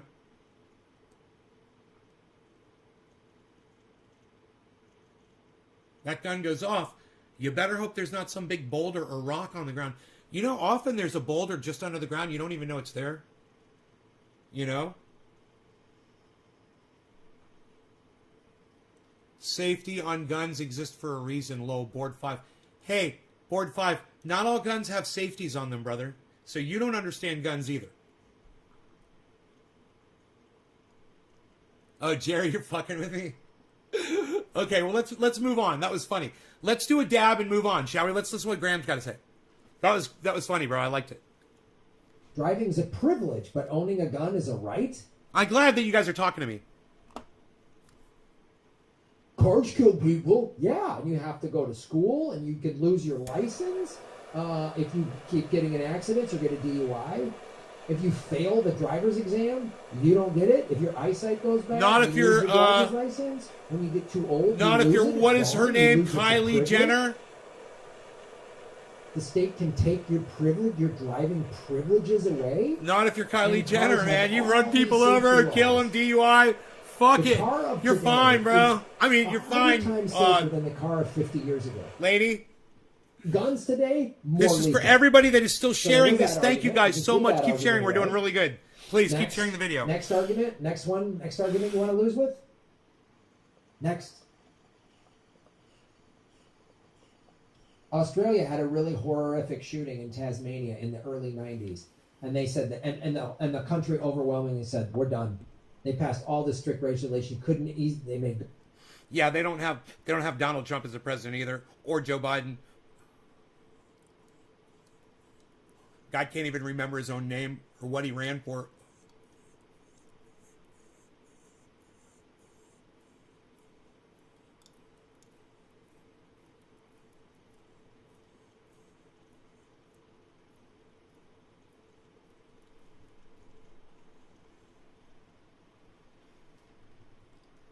Guns really hard to get. You can still own them if you're like a rancher. Next. A is 100 times safer than a car of 50 years ago. Guns today, more lethal.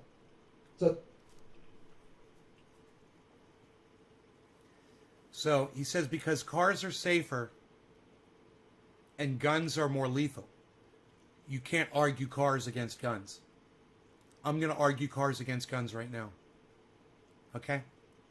Automobiles kill people every day. Okay?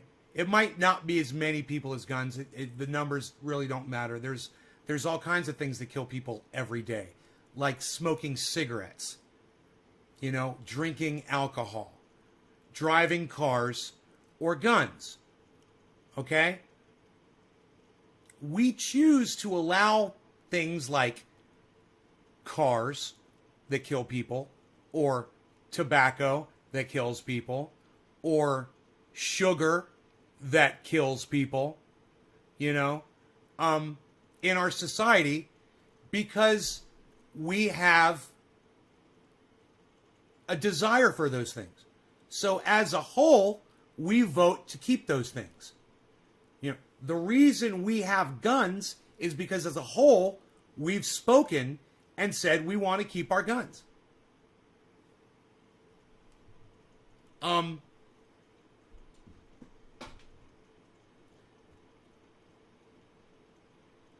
You can't eliminate cars from this argument. You can't eliminate cars by saying cars are kill less people and guns kill more people now. So that eliminates the argument. You can't compare guns to cars. I just totally did. Right? It's got nothing to do with cars being safer and guns being more deadly. The argument of using cars in this argument has nothing to do with what Grahm is saying. So he hasn't disproven anything. You know, cars are something, it's what I would call a necessary evil. Guns are a necessary evil. You know, Now you want to argue alcohol and tobacco. I might say they're unnecessary evils. You might disagree with me while you're drinking your beer and got your cigarette in your hand while you're watching Nate's Garden right now. But I digress. I don't think that Grahm has disproven any freaking argument here whatsoever. So there goes that argument. I just blew that argument away. It's a right. Cars kill people. Yeah, because we're Texas, we're all alone. And a bunch of oil guys got them off of federal regulation back like in the 1930s or 40s or something like that. The power's going to go out again, and they're going to have more shootings. And there's going to be another mass shooting in America within the next 5 days. I went back a little too far. Prove me wrong. Sorry. Prove me wrong. Yeah, but okay, you like mass shootings. You like so give your kids a gun? So if everyone has a gun, you think that's going to make less shootings? Okay. Why do we need driver's license? Just anyone can have a car. Why have a DMV? Why take a driver's exam? Driving is a privilege, but owning a gun is a right? Cars kill people. Yeah, and you have to go to school, and you could lose your license if you keep getting in accidents or get a DUI. If you fail the driver's exam, you don't get it. If your eyesight goes bad, you lose your driver's license. And my argument to all that is if you use a gun in commission of a felony, you go to prison, you're never allowed to possess a firearm again. Chris P., I think you're wrong. I think there's a place where we can all come to terms if you'll pay attention instead of saying something fucking stupid like you just did in my live stream.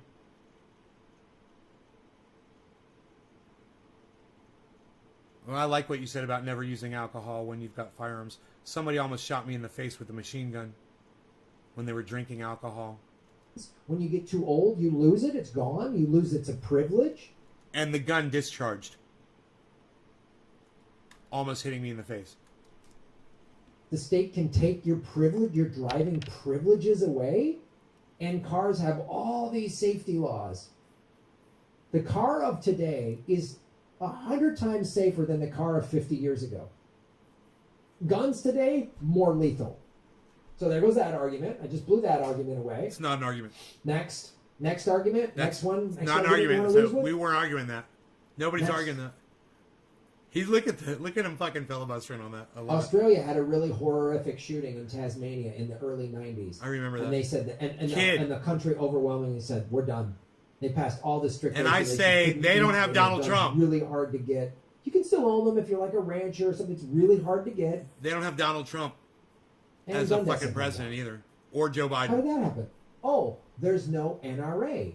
The NRA is a gun lobby. Yes. Right? And every time there's a mass shooting, gun sales go up. Yes, so, and I understand that. I have actually purchased firearms or bullets around those times. Number two, I'm thankful for the NRA. And you might fucking hate me for saying that, but they defend my right to have my firearm. So, I know they're a bunch of fucking assholes. I know it's all about money, and I know you might not like the way they do what they do, but they accomplish for me, and they have always accomplished for me, what my goal is, and that is for me to keep my right to possess my firearms, and I want everyone that's capable, willing to possess firearms to do so without being harassed or whatever. And if you want to deal with the people that are falling through the cracks, let's address it instead of going after my right to possess one. Okay, let's address the issues. The issues are kids getting killed. The issues are mass killings. We can totally talk about that. There's already plenty of ideas, and there could be plenty more. So they infuse fear, and the NRA spends money primarily with the Republican Party, but they still spend on Democrats. Like AIPAC spends a little more with the Democrats than they do with Republicans, but they still spend across both parties. It's the same thing with the NRA. And they use fear-mongering and propaganda. Sure they do. Thank you. I see some propaganda like showing like a guy, I don't know, something somebody put on. I gotta say, Grahm, you saying that everyone that is pro-gun is psycho and doesn't care about children, that's propaganda too, bro. Hey, I love you, but I gotta call you on your bullshit. I don't want people's children to die. All right?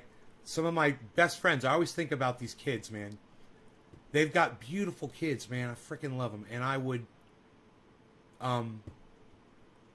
would be devastated if something bad happened to their children. As if they were my own. I would be devastated. It was supposed to be some joke thing, and it was like a guy having sex like he's a woman or something like that. And it's basically saying this guy's a pussy. And it says guys ready for a have dab? sex like this are the same guys that Dabby have doo! gun control. Woohoo! It was like ha, ha, ha, ha. And I was like, oh yes, the American male, so easily propagandized by the NRA to think that their masculinity is tied to owning a weapon. The gun lobby thanks you. You push any of those pro gun? Does anybody know what I use this for? The gun lobby thanks you. They thank you so much. Like it's just like when you say, "I will get paid for Medicare for all." Big Pharma thanks you. Big Anthem Blue Cross, they thank you. The gun lobby thanks you. So, I need a gun for protection. Do you think your gun makes you immortal? No. You're still gonna die, right? No. Society collapse. That's straw manning right there. Now he's straw manning. No. I don't think my gun makes me immortal. Like I said, it's a deterrent. It helps me. You know, it's a tool. Like I said, I've used it before in a situation. I was all by myself. Only thing I had to defend me against somebody who was much bigger, much crazier, much more intimidating than I was a firearm. And when I let him know that on the other side of the door I had a gun pointed right at his head, he calmed the fuck down. You know, so I used the gun in a situation where I needed it. I was prepared to shoot him. You know, but the door was closed and it was locked, and he was saying he was going to kick it down. He was possibly on something, you know.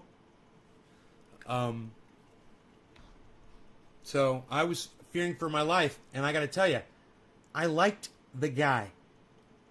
He's really likable. I didn't want to fucking shoot him, you know. He was acting like a wild man that day. So, he actually taught me a lot about living out here. You'd be fucking surprised. We spent some time together. But I don't talk too much about that. I don't like to talk too much about that. My point is, I've been in a situation where he wants to say a gun makes you feel like a Superman. No, Graham. That's not why I have a gun. I have a gun because I've literally used one before when I needed it. And I use it as a deterrent. And I want it to protect myself. You know, if I'm here and let's say a couple of my neighbors' dogs get out and they break into my yard and they're attacking my dog and killing him, and I could just go outside with my gun and fire off a couple rounds up in the air, pop, pop, pop, and they fucking run away, you know, then that gun is serving me a valid purpose, you know, just as that alone.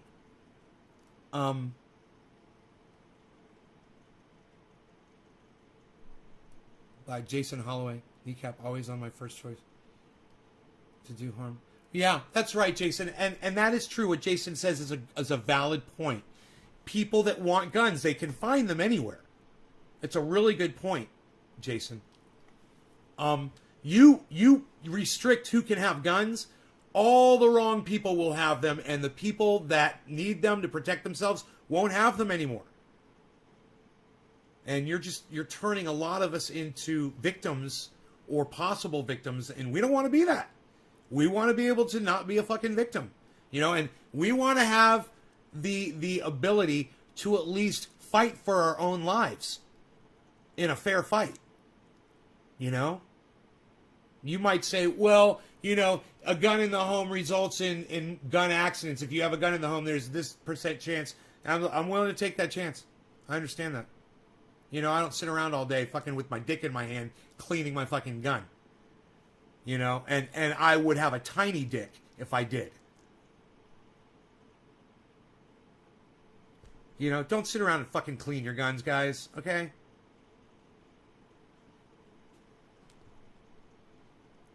Collapses, and I don't have a gun. Like the crazy survivalists always, they can't wait for society to collapse. So Bullshit. Bullshit. Man, I hope I'm wrong. I hope Guy McPherson is wrong. I hope the world lasts a real long time. Hey, man, I hope fucking Elon Musk colonizes Mars and proves me wrong, man, and that there's a whole bunch of people living on Mars before I die. Wouldn't that be fucking great? God, that'd be fucking awesome. You know, convert it to goddamn oxygen over there, like, and cool it down. I don't know. Whatever the fuck you guys figure out how to do. That'd be fucking great. Go ahead and do it. Prove me wrong. It sounds a little challenging, though, doesn't it? Proving me wrong? So I just assume I like to play it safe. Yeah, I like to err on the side of caution. My father taught me that. It's always better to err on the side of caution. For me, erring on the side of caution is having a firearm in the house. You know? The error would be if I had that gun with me and I was out in public and I was in a situation where I was going to be killed and I pulled my gun out and I shot somebody and killed them, you know, maybe I go to prison for 3 years. You know, maybe I'd be able to prove that I had to kill someone to save my own life. Regardless, I'd much rather be alive than dead. I'd rather err on the side of caution in that specific situation. Just as an example, right? I like to err on the side of caution. So, you know, you got to weigh the consequences. What's worse, going to prison? Maybe you go to prison for 10 years. Maybe they think it was premeditated murder. Maybe you go to prison for fucking 30 years. But you get out in year 31. Is that worth it? No, you got to weigh your options. What works for you? Never understood why people say colonize Mars when you could just fix the planet. I know, right, Josh? Josh, you're watching the right channel. Keep watching my channel, bro. Is there open carry in California? Not that I'm aware of, Chris. I don't know. I'm all for open carry. I'm all for that. I like I said, I've been in foreign countries where that was a thing, and it was cool, man. I sat on a bus next to someone that had a fucking Uzi. You know, strapped right to their chest. Sat right next to him. Automatic machine gun, dude. It was like this big. You know? Like a cell phone, man. Dial up murder? Yeah, I might sound a little crazy about that. I might sound a little gun-ho. But let me tell you something. I'm not as gun-ho as Texans are. Kill people and be fucking savages. They can't wait for that shit. That's not true. To turn into the road. He's strawmanning right now. It's not true. I don't want to have to kill anybody ever. I never want to have to use my gun ever. Ever.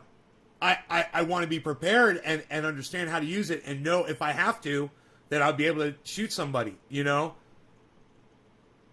I never want to do that. Let me tell you something. I had a dream. You guys know this story. I had a dream. I killed somebody in the dream. And I remember after I did it, man, I felt bad. I felt really bad. I knew, though, after I did it, I knew that I could do it. But I indiscriminately shot somebody through a door so many times. You know, I knew that I killed them. It was just so clear. And, man, I'll never forget. I was fucking the bullets going through the door. He was a big dude in the body, dropping and hitting the ground. And that sound of his body hitting the ground, it was so horrible because there was nothing there to catch him. You know, there was no muscle. And so his body just sounded like a fucking bag of like laundry, you know, just hitting the ground. It just sounded so, it was so vulgar, man. You know, I'll never get that out of my head. And, you know, if I had to do it, I'd feel fucking horrible, man. I don't want to have to kill anybody ever, man. I had 2 people threaten me. Totally fucking threatened they were going to murder me, blah, blah, blah, blah, blah. Hey, man, after time, they fucking looked me up and they were like, bro, I checked out your show the other day and I'm sorry, blah, blah, blah. Hey, man, can we let bygones be bygones? And I was always like, yeah, man, absolutely. You know, I have no problem with that. That's great. You know, you're growing and you don't want to kill me anymore. So, yeah, I support you. You know? Absolutely. I just want to get along with everybody. So, Graham, don't strawman people that are pro-gun. You're misrepresenting me, and you're propagandizing your side of this argument, and at my expense. But I love you, bro. I love you. But you need to understand that there's another side to this argument. There's people that love you, bro, that support you in everything you do, and I always will, that disagree with you on this subject. When society collapses, what are you going to do? Punch my way. I'm out. Punch my ticket. I'm done. Really? Society just becomes like mayhem. There's just roving gangs. Sounds like my sister. And people are just getting raped and killed. What the fuck do I want to live in that world for? Graham, I'm going to offer you an invitation because I love you so much. Graham Elwood, when society collapses, you and your family can come live with me on the mountain. How's that? All right? That option is open to you. Now, I'm not saying that you're still not going to punch your ticket. But if that were to ever happen, you might actually be in a place where you want to live. You might have a beautiful counterpart. You might even have children. You might have a pet that you love, that you want to protect. And you might be like, wait, dude, if I'm going to punch my own ticket, I got to punch their tickets first? Even my pet? What are you going to do? Flush your goldfish down the toilet, bro? Have some responsibility, man. I'll make it easy for you. All right? I'm not crazy. I'm not crazy at all. I'm offering you an alternative to punching your own ticket, okay? That's only to him.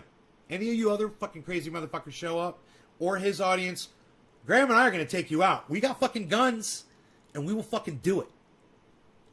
We can punch our way through anything. I'm done. If I can't surf, tell jokes, and watch baseball, fuck this. Baseball? I'm out. Why do you love sports so much, Graham? That is part of the mentality. That is part of the mentality right there.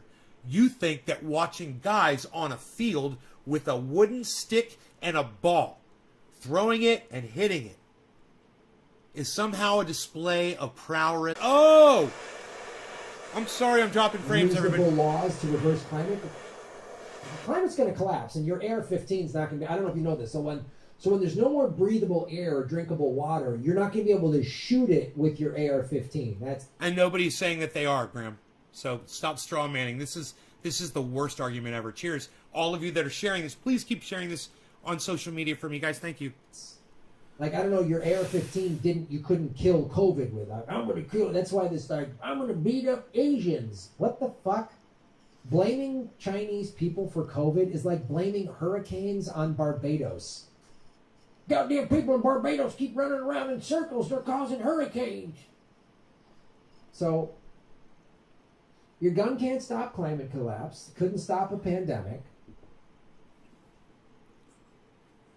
If you want to just shoot your neighbor, then you got all these guns. I got these guns. Try burning this one. Eventually, if society collapses and you're in your fortress with your militia and all your guns, you know what someone's going to do? They're just going to burn you out. I'm in my fortress with my guns. They're just going to set your fields on fire. And there's nothing you're going to be able to do about it. They're going to smoke you out till you smoke to death and die. They're going to cut off your food supply. They're going to contaminate your water. That's how, like, savage tribal shit would go down. That's how that'll work. So then what with your AR-15? Society collapses. You better be ready. Okay, they got a dentist in the apocalypse. When everything society collapses, you have a dentist, you have a chiropractor, you have an eye doctor. Because let me tell you something, little root, and we saw that this pandemic, kids. I think we're so terrible. Ethereum's in 2007-10. What are you going to do when the food supply? Grow my own food. Okay, again, someone can burn your crops. What do you do when you twist your ankle? Don't just go to the doctor and get it taken care of. We saw that when COVID, the hospitals were overrun and routine. What are you going to do if you have a heart attack or a stroke? or just shortness of breath. There's no doctor to go to because society's collapsed because you didn't want gun laws. And you kept voting for idiot Nazis and fascists, either in the Democratic or Republican Party.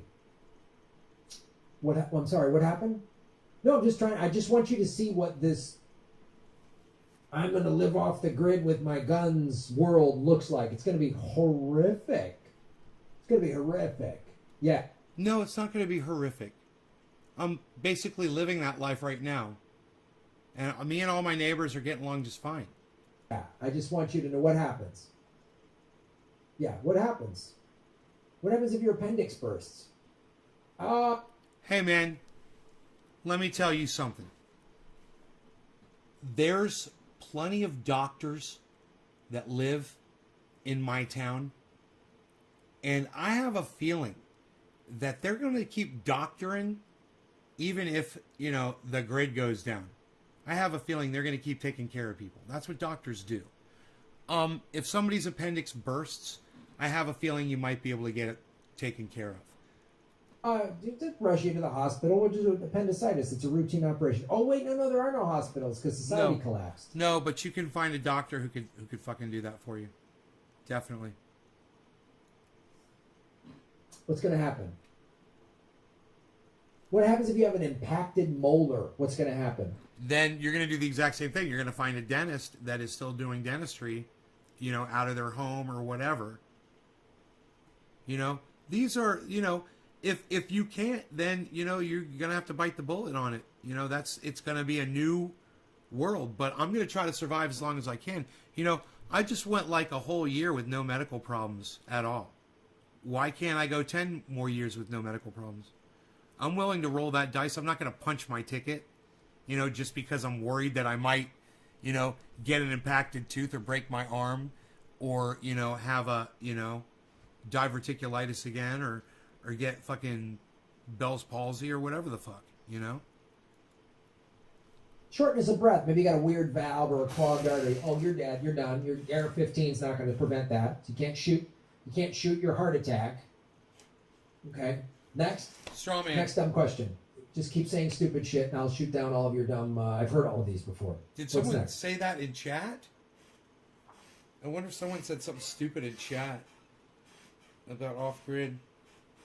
What do you do with your gun? Gun. Yeah. Okay. What do you do when your neighbor turns on you? What if your neighbor has a bunch of guns and they just decide to turn on you? Because you have all the food and they don't. Okay. And they've got kids. That's why you should organize with your neighbors, and everyone should learn to get along and live together, and you create a community inside your neighborhood where everybody knows everybody and you all help and take care of each other. And then when somebody needs medical treatment, somebody might know a person outside your network who is a doctor or specializes in the kind of medical care that you need. And your kids are grown or whatever. Then what? Then what happens when your neighbor turns on you? People turn on each other. It happened in Europe when the Nazis gained power in certain countries. Some of the people watch these documentaries like, oh, God, we were in Hungary and our neighbor... Wow, you're talking about Nazis pulling people out of their homes. Wouldn't it have been nice if they had their guns and the Nazis hadn't confiscated them? Think about that, Grahm. Why don't you address that, Grahm? Since you brought it up, it's on the table now. Neighbors, they turned on us because the Nazis came in and they just went with the most powerful team and they turned on us.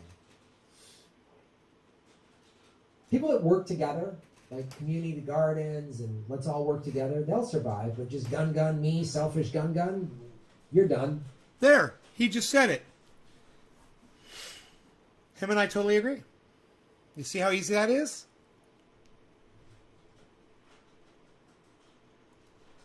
You're done. Okay. Next. Now, if your neighbor has a bunch of guns and they just decide, people watch these documentaries like, oh, God, we were in Hungary and our neighbors, they turned on us because the Nazis came in and they just went with the most powerful team and they turned on us.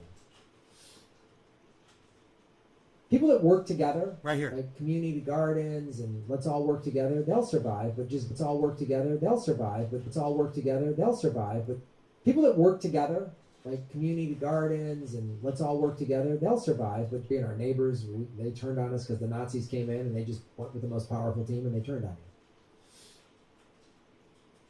people that work together, like community gardens and let's all work together, they'll survive. But just people that work together, like community gardens and let's all work together, they'll survive. But just people that work together, like community gardens and let's all work together, they'll survive. But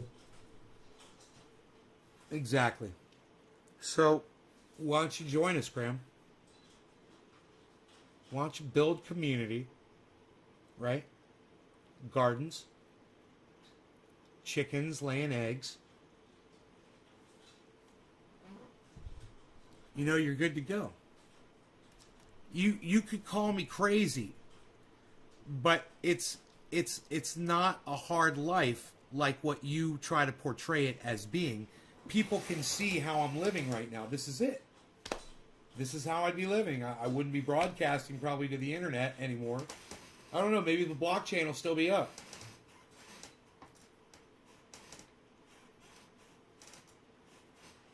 You know, a lot of the blockchain is supposedly running on green energy. Maybe the blockchain will still be up. Maybe I'd still be broadcasting. Who knows? My point is this. You've got a lot of negative things to say about things you know absolutely nothing about, Grahm. But it's funny because you make the one statement that matters. You then at the end of that you want to tag it by saying, but gun, gun, gun. Well, part of those gardens and those neighbors and the community, part of that is defense. To keep that, you know, what good is it? What good is a garden if you don't put a deer fence around it and the deer come at night and they eat all of your fucking lettuce and your hard, you know, grown vegetables like tomatoes and stuff? What good is that? You know, what good is your community if you don't have cameras set up, you know, security patrolling, you know? These are things that a lot of people have already thought about. We've been in this situation, Grahm. We've been burned out of our neighborhood before several times. We know what it's like. just gun me, selfish gun. No, it's community, bro. It's community, like you said before. You're done. You're done. Fall down a flight of stairs. There's no hospital to go to. No. Oh, I'm in a soft cast for 6 weeks, but then I'll be good. And then I do physical therapy. There's no physical therapy. That's gone. Done. Okay. Then what? Then what? Can't go to a physical therapist. What are you going to do then? You going to walk with a limp for the rest of your life? What? Oh, so what? You're going to be out on a mountain watching the sunset, and you need to go get yourself a Pepsi, and, oh, that's right, they don't make Pepsis anymore, so you're going to go get some water, and then you go get some water, but you're walking with a limp to go get your water? I destroyed that argument.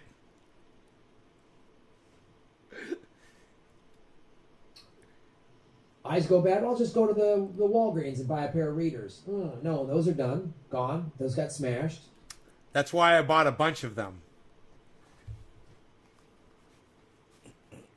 I bought a whole bunch, stocked up on these. Like he said, it's good to stock up on them and treat them, keep them in a case so they last a long time.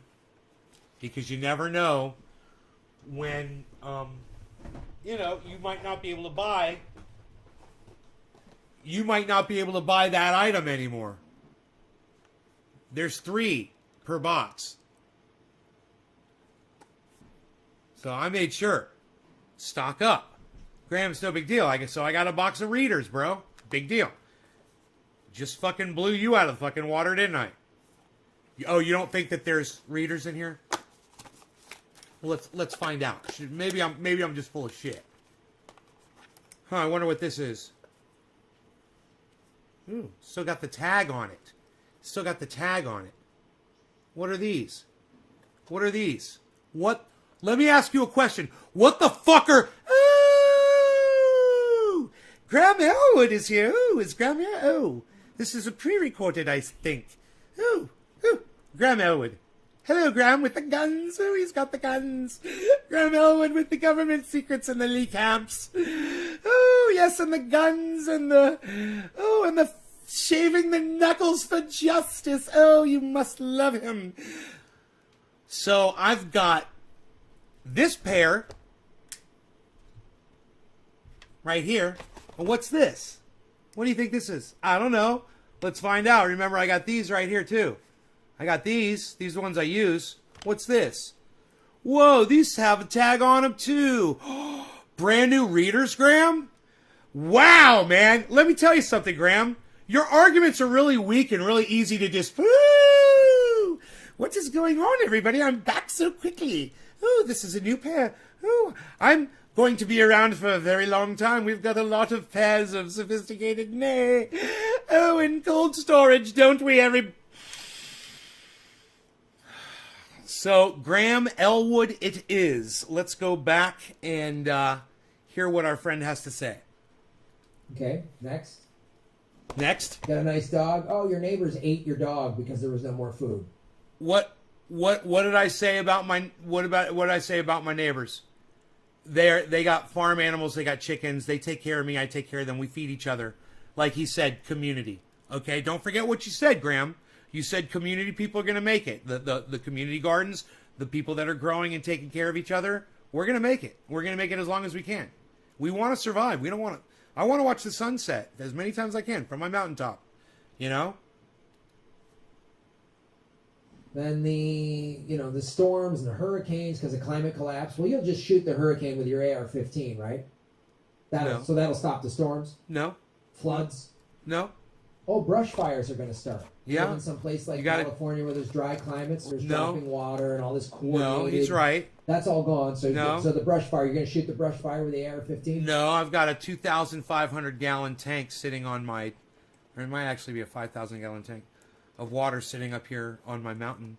And the fire department came and looked at it and said, this is perfect to plug into. If there's a fire here, we can use this. We could tap right into this. You know, my neighbors around the corner have a water truck.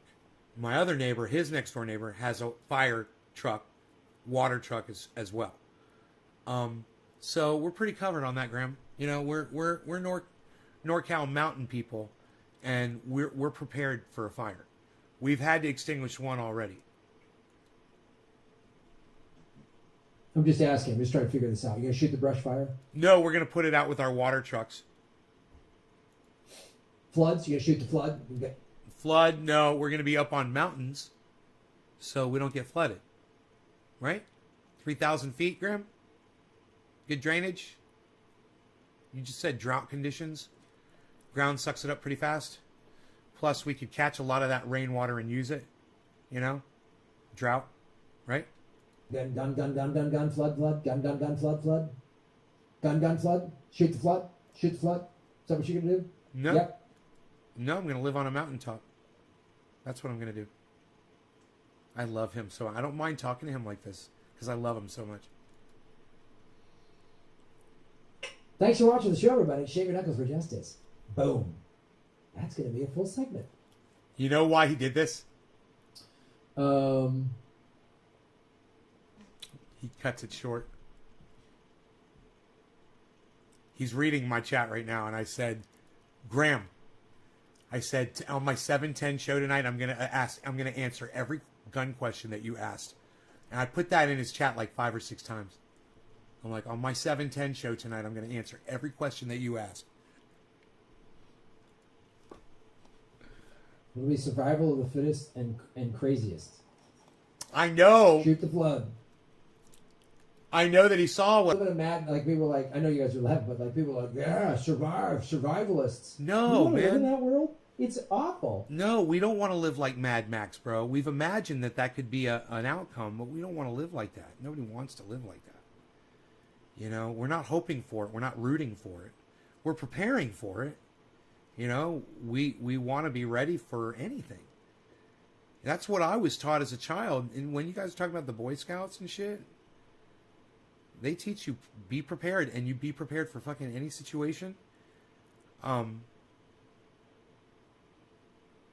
You know,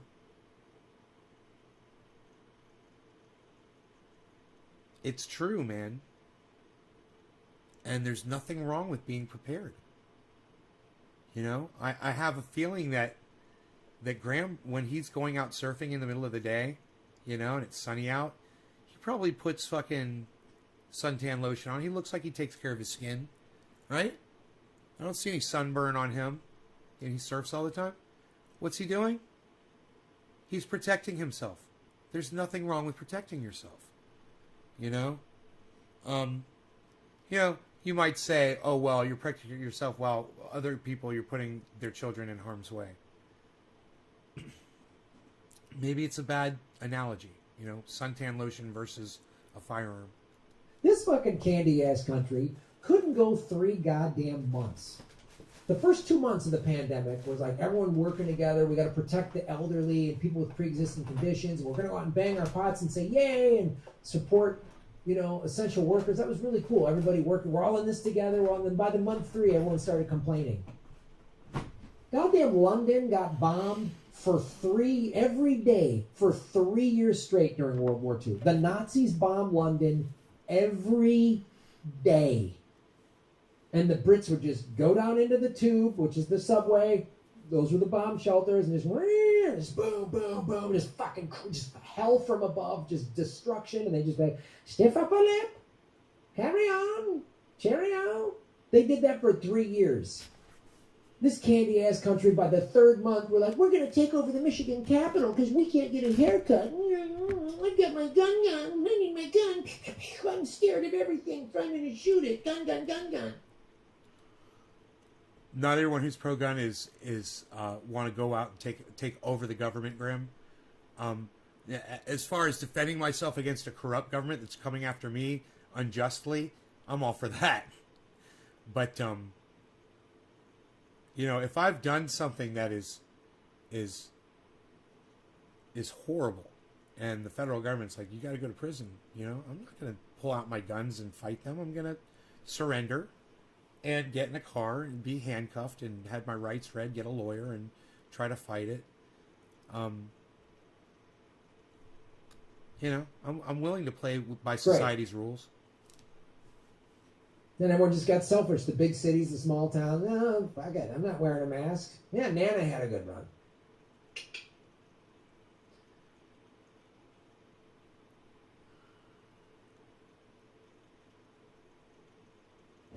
Doc Terminus, shave your knuckles for justice. Please stop bad-mouthing the military, especially the influence in movies. You're going to need at least an aircraft carrier to lead, act, and direct the Muppet Rising. 8 months. Yeah, 8 months, not 3 years. He's strawmanning a little bit. But that doesn't count. What he said there doesn't count as strawmanning. Did I miss a beautiful sunset? Oh, no. That's fantastic. You're great, Doc Terminus. Just pray you don't get sick. All right, I'm going to do this segment. Pray you don't get sick. I hope I don't get sick. Man, I might... Hey, imagine this. I might need a gun to take my own life. If I get so sick and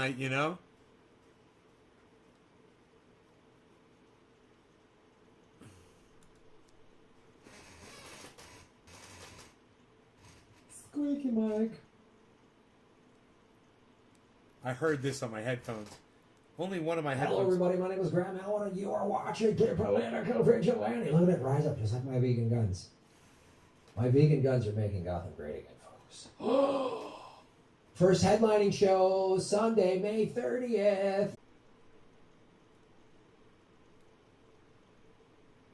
Huh. Where were we at? We were at the 2 hours and 21 minute mark. 2 hour and 21 minute mark.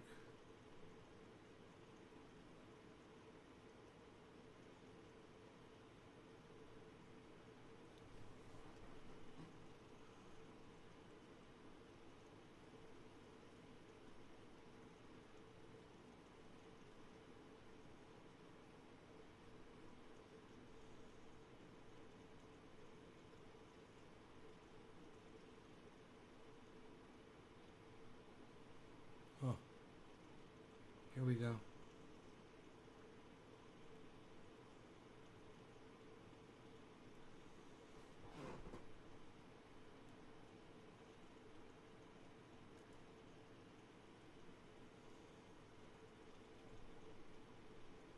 It needed to go outside of the company responsible for the leak to fix the leak. Well, we had given the responsible party the chance to contain the spill. There was a little bit of a disagreement between the government and the responsible party of exactly what was going on down there. And when Can you believe she's a real person? She looks like a caricature of herself. they didn't act, I went ahead and partially federalized the case and hired the contractor that we chose, and they got the job done. Look at that fucking hairline. Uh-oh. Would end up collecting 1,000 gallons of leaking oil a day. Look, guys, I'm so sorry, but Around it's dropping frames, guys, so I'm going to close it. Okay.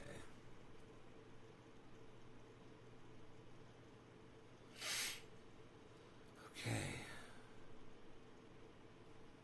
It's just dropping too many freaking frames, man.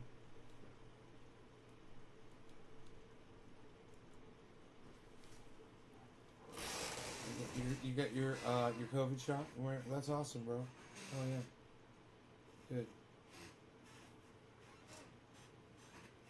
He should get his facts straight.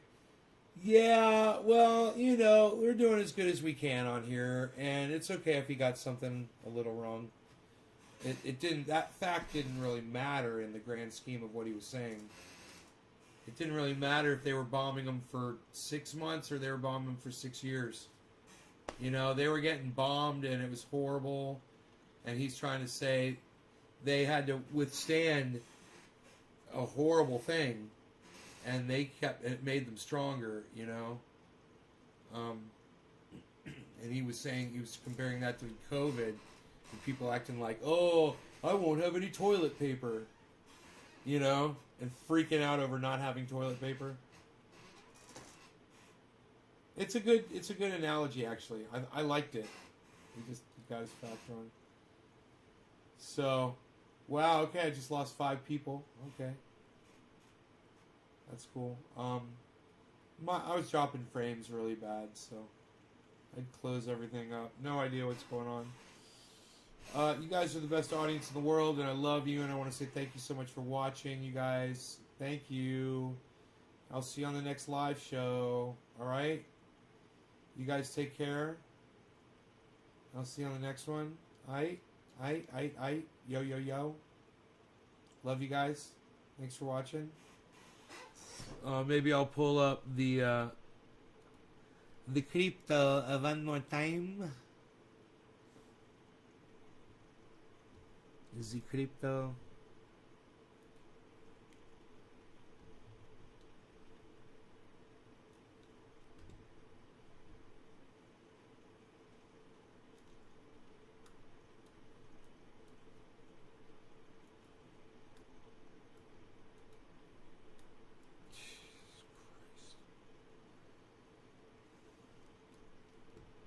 Bye, Jackie.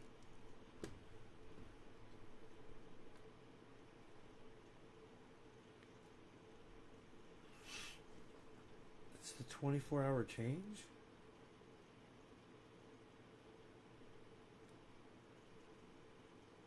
Yeah.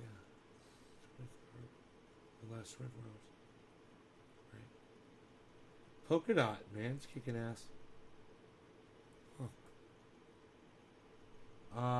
Wow, man. So, Bitcoin has gone way, way, way down. Let's take a look here at what we're looking at. So, Bitcoin was at 39. 39.1. And then 39.1 again. And then 38.8. Wow, man. 38.2. And now it's at 37.8. Wow.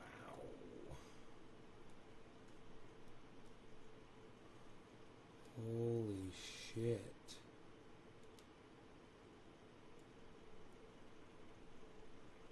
This is fucking crazy.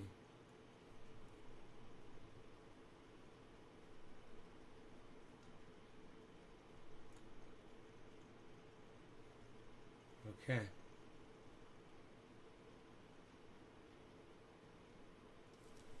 Wow. So, there you go. Bitcoin's at 37.8. It's 37.9. That is, it didn't reach what it had to reach, and this could be really bad, guys. So,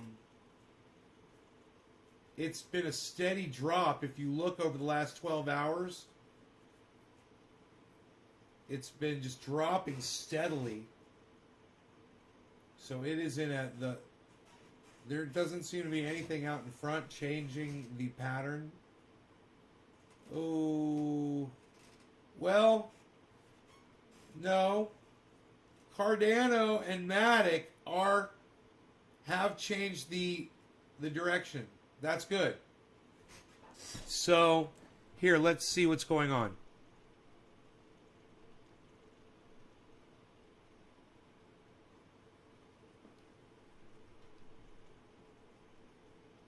There was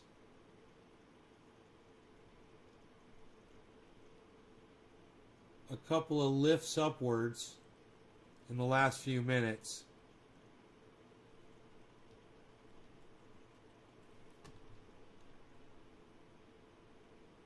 So now each one of those candles is 1 minute. So you can see how many minutes ago it was that it went up. And Matic and Cardano on the right, they look like they're... Oh, well, that bottom is real low. Never mind, that bottom's really low. It's still going down. I was going to say it's jaying upward, but it's not. They're... Whoa, whoa, whoa, that's a lot of volume. Just got a volume spike over there on Cardano. What's that all about? Let's hope that results in a yellow candle, guys. That could turn the whole pack around. Let's see. We got a green spike over there on Matic. Beautiful. Green spike on Ethereum, guys. Look at this. We're having a problem with Cardano, having a problem with Ethereum. It's still green. Matic is green. Let's see if we go yellow. Yellow, yellow, yellow. Bitcoin. There we go. Ethereum. There we go. Matic. Exactly as I predicted. Now it's all up to Cardano. Cardano's got to go yellow now. Come on, Cardano. We need all of them. The bottoms are lifting up. Cardano, go yellow. Okay, there we go. Still Matic is yellow flashing. And we need Ethereum to go back. But Cardano, we're having an issue over here. Bitcoin's holding the yellow. That's good. That's a turnaround, guys. Let's just see what happens. If we get a V upwards... 37.7 is our test point, actually. So if we can hold 37.7, that's great. That is a point of resistance, a point of support. Okay, there's our yellows all the way across the board, just about. That's a good sign for hopefully a turnaround. Let's see what happens.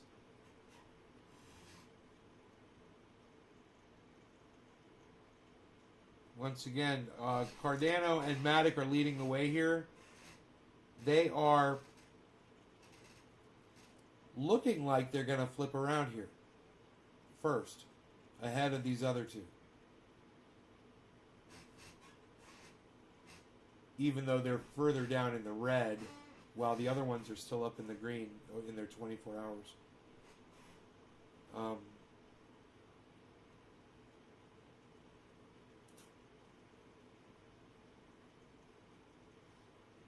There's our first sign of green there with Cardano. Nice high. There, went to a double yellow marker. Stays strong, builds consolidation. That's good. That's good. Let's hope everybody else does it too.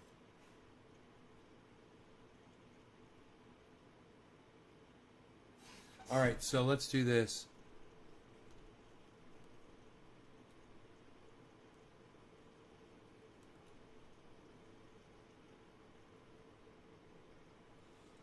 Let's go down to about...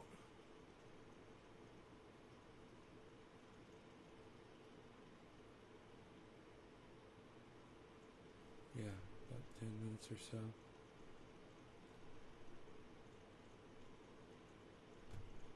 There we go. Go down to about 10 minutes or so here.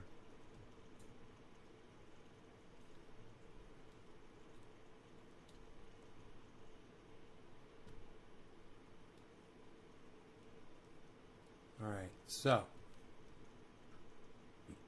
what are we looking at? Here, here, not so much here, not so much here. We got a setup here on Ethereum, guys. So we're ready for Ethereum to blast first. I think Ethereum's going to blast first because of this setup.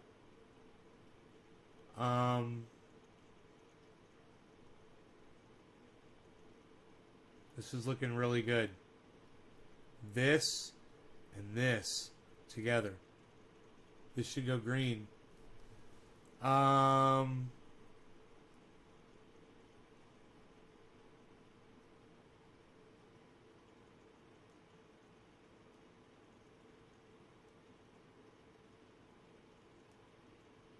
We're getting set up right here too. Look at this. This is good. Ramping down, ramping down. This is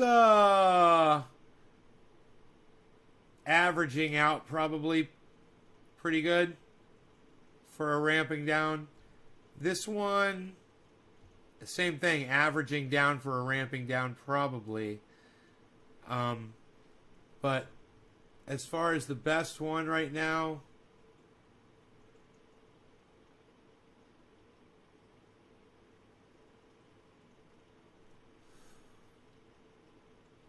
let's just see a little longer term here. What has happened? Man, Ethereum is really looking like it's set up and ready to go. We're getting yellow markers on all the other cryptos. But Ethereum is the one. Well, Bitcoin's got a nice ramp down. Oh, there's the green on Bitcoin and Matic. All right, Matic and Bitcoin.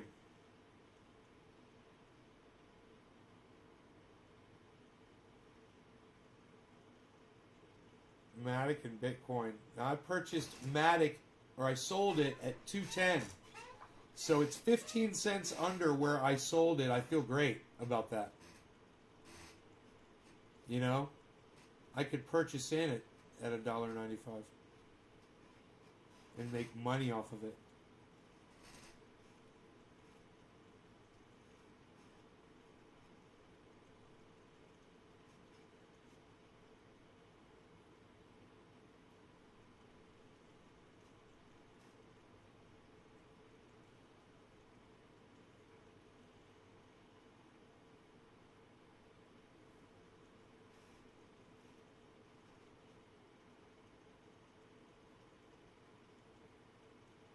It was down to dude, the 24-hour low is $1.93. And it's at a 194 right now. Good time to purchase it, man. If you were going to purchase Matic. Dude, it's at its daily low right now. Now, it might sink down further. But, wow. If you wanted to get some Matic, man. If I sold it at 210, then come back in and buy it at 194. Or for me, it would be like 197. Probably. And if it goes down lower, holy shit. I might just have to buy it back. Would that be the right thing to do? Might be too late. This could be the turnaround. See, you never know. You buy a little bit. Usually I'll just buy a little bit and watch what the market does. Let me see here. Where would I do it from? Where did I move it to? Right here. Let me see. Let me see what I got here.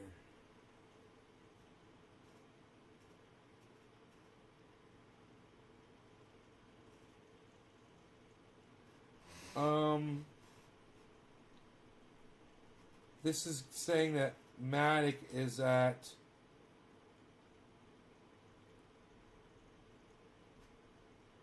$1.94. Huh. Yeah, man, $1.93 is the daily low. Huh. So let's get a little bit.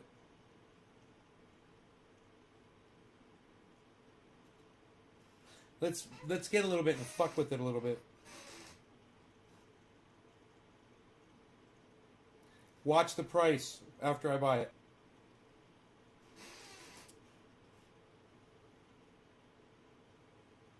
$7 fee. I'm getting it at $1.96. Fucking A. Okay. I just got a little bit at $1.96. Now let's see what it does. It's going to blast up now, right? There it is, $1.96.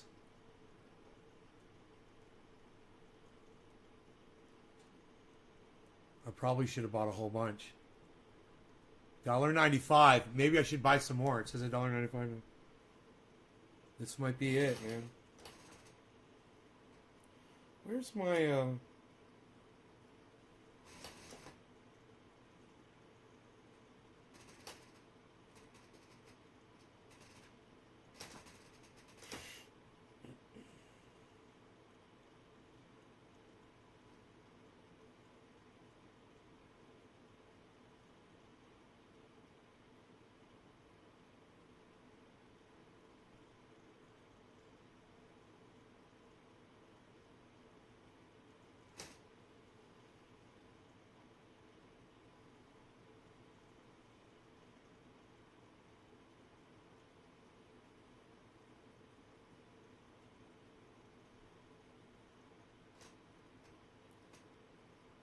shit.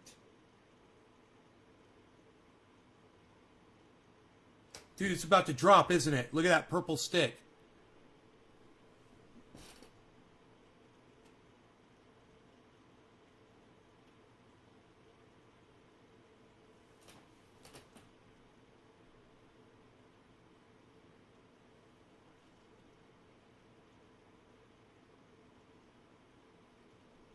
It says $1.96.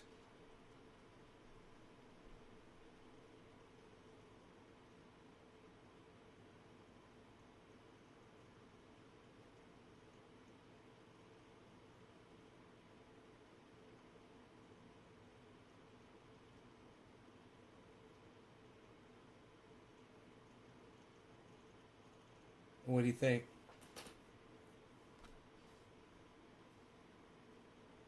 I sold it at $2.10, man.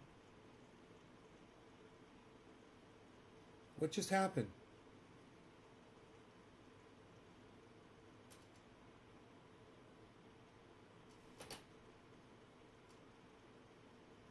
It's decreasing.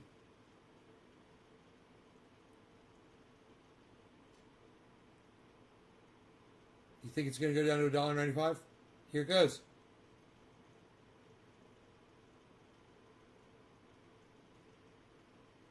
Oh, it's going up again. Look at that percentage. Negative 3.7. Negative 3.8. You know, it's like, do you want to be patient? Do you want to wait? Or is it going to blast up? It's nighttime. It's probably going to go down. You know? Negative 4.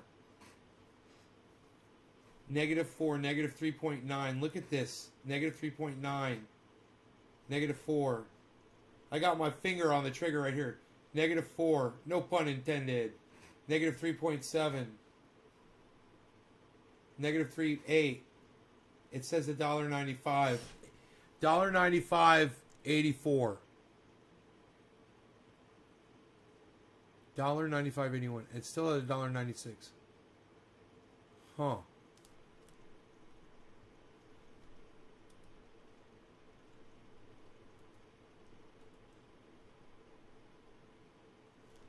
Huh. It's hovering. I think this is, you guys think this is the bottom? You think this is the bottom before the big turnaround? Wait. We got to drop. We got to drop. Over here on Bitcoin has dropped immensely.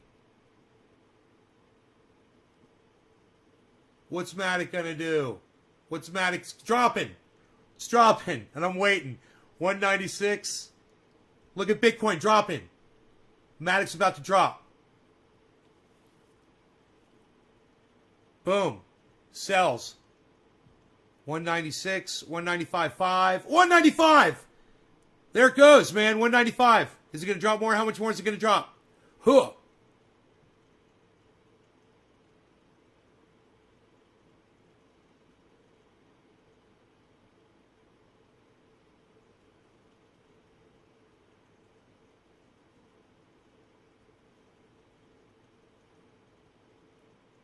It's down real low, 194. It's still, oh, now it says 195 on here. I'm gonna keep doing it as it drops. 194.88. What are we doing over here, guys? Our predictor is Bitcoin. Bitcoin seems to be leading. Okay. Down lower, 194.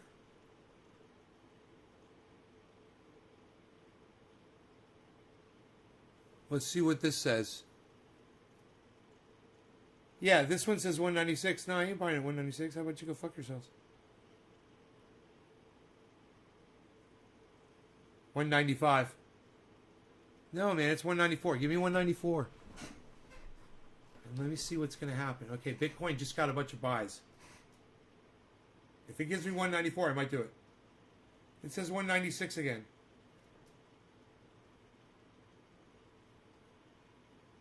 $196 again. 195. 194.4, 194.3. 195. 194.4, 194.5, 194.4. Dude, get me down to 194.4. Get me down to 194. Come on, right now. I'll buy it if you get me down to 194. Look at that. It's what it says. 4. Come on, 4. We can do it. 95. Come on, man. Come on. Look at this. 94.2. 94.0. It's dropping. It still says 195. Fuck you. Drop it. They're lagging behind. Fuck these motherfuckers. 194. There it is. And we're at 193 up here. 193.9. 193.9. 193.9. This is fucking beautiful, guys. 193.8. 193.8. What's going on? Bitcoin's jaying a little bit. All right. I think this is 193.5. 193.5. 193.6. 190. I got 195 here. Wait, 195. Fuck you. Come on. I got 193 up there. No, not 195. Look at this, 193. Fuck you. Fuck you, 193.5. Dude, you don't think I'm watching this shit? You guys are lying. 194. 194. Dude, I think a mosquito just bit me on my face. 193.4. What's happening with the rest of the market? It's turning around. I'm going to try one more time. 194. Dude, 194. It's turning around, dude.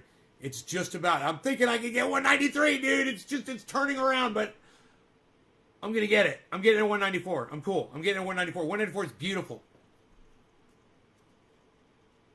193. It's dropping. I got it. Dude, I just think I got bit by a mosquito on my fucking hand while I was doing this.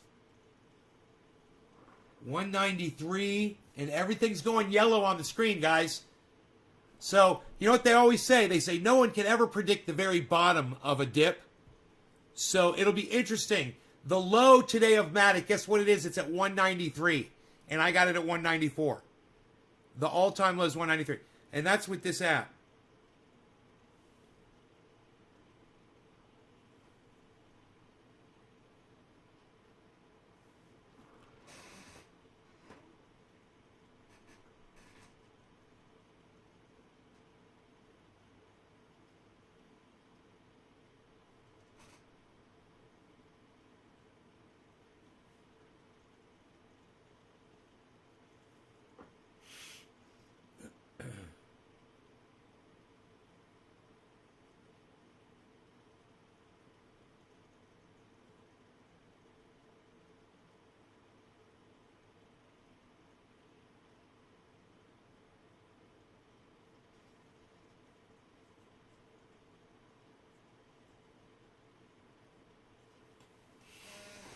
$193 and it's flipping around. Look at that.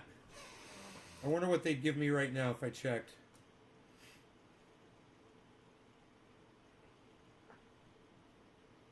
Let me see what price they're doing.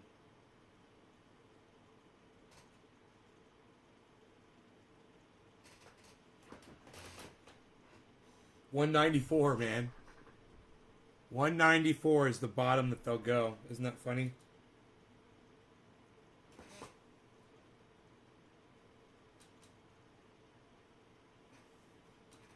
Okay, I was able to get it, man. I can't believe it. So, we'll see if it flips around, and I got it at 194. It's at 193.2 right now, 193. And there's a lot of yellow. It looks like there's a lot of upward movement. So, let's see what our market does. We'll see if I made a good buy. You know, I'm trying to do a little day trade, I guess, guys. Mm-hmm.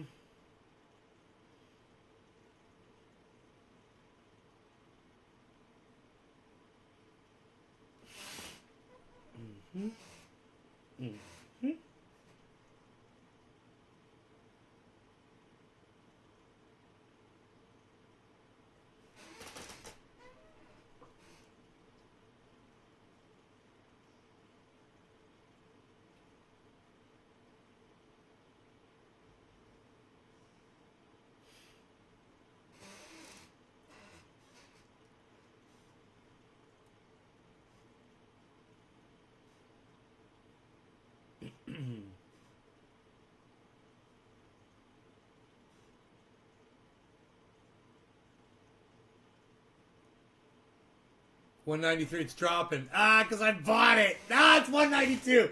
Fuck you, fucking crypto. Every time I purchase, it drops. Look at that. Fuck you. God, I hate you. All right, let me see here.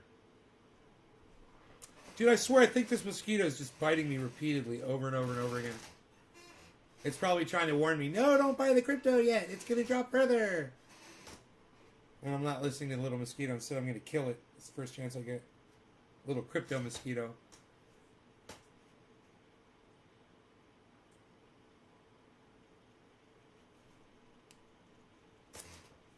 Motherfucker.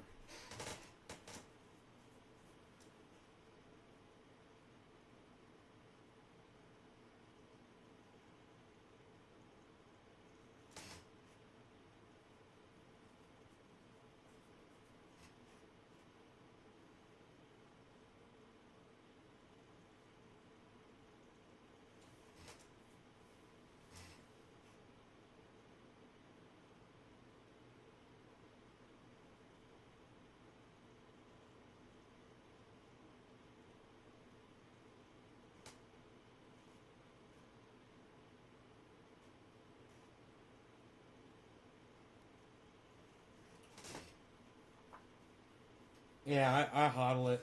I hodl it. Dude, look at fucking... Look at it at $1.92 now. Can you believe that? Maddox at $1.92. Unbelievable, man. Unfreaking believable.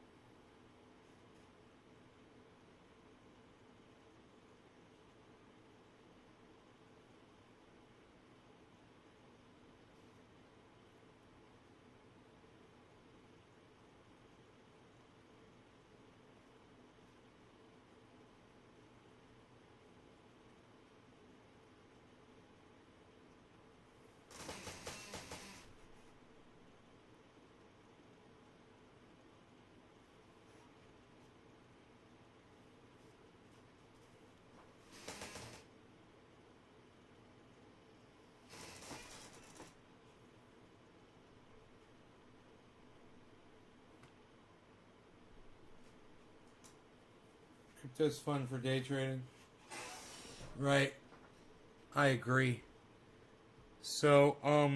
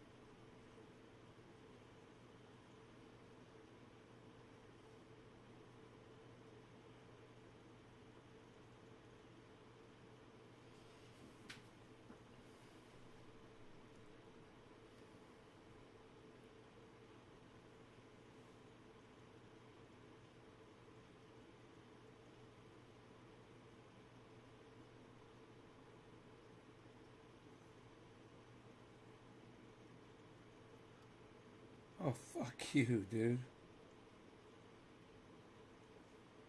These motherfuckers trying to rip me off on Matic. No fucking way.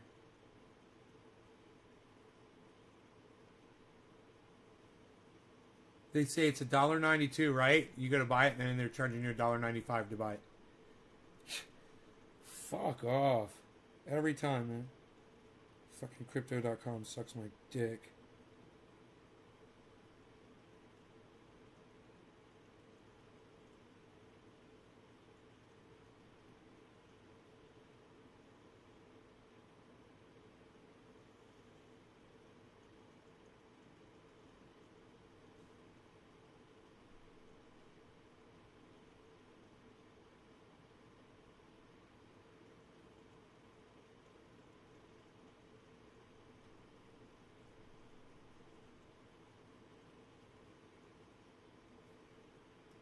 Oh, dude, you can't send fucking fiat.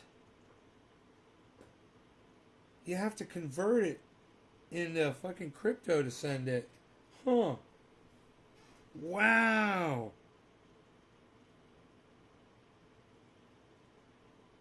So if I wanted to get fiat over there.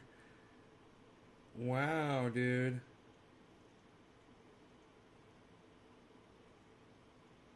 I have to purchase some crypto. Isn't that crazy? To move my fucking cash. Or I could send it straight to my bank. No fee for doing that.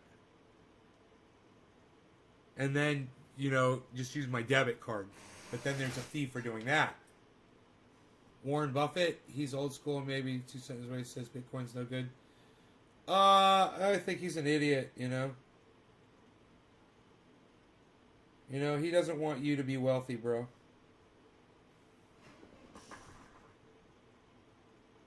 Doesn't want you to be wealthy, that's all. That's all that is.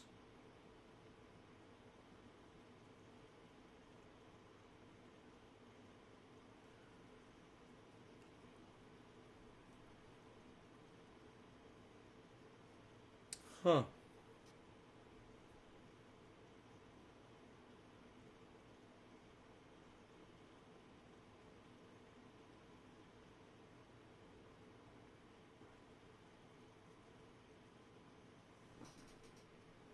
Oh shit, I'm dropping. Alright.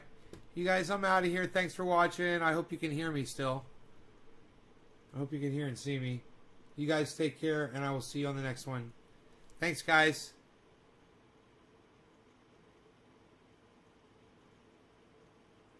Say goodbye if you hear me saying goodbye. Bye. Bye, everybody. Say goodbye if you hear me saying bye. Bye, guys. Bye, everybody.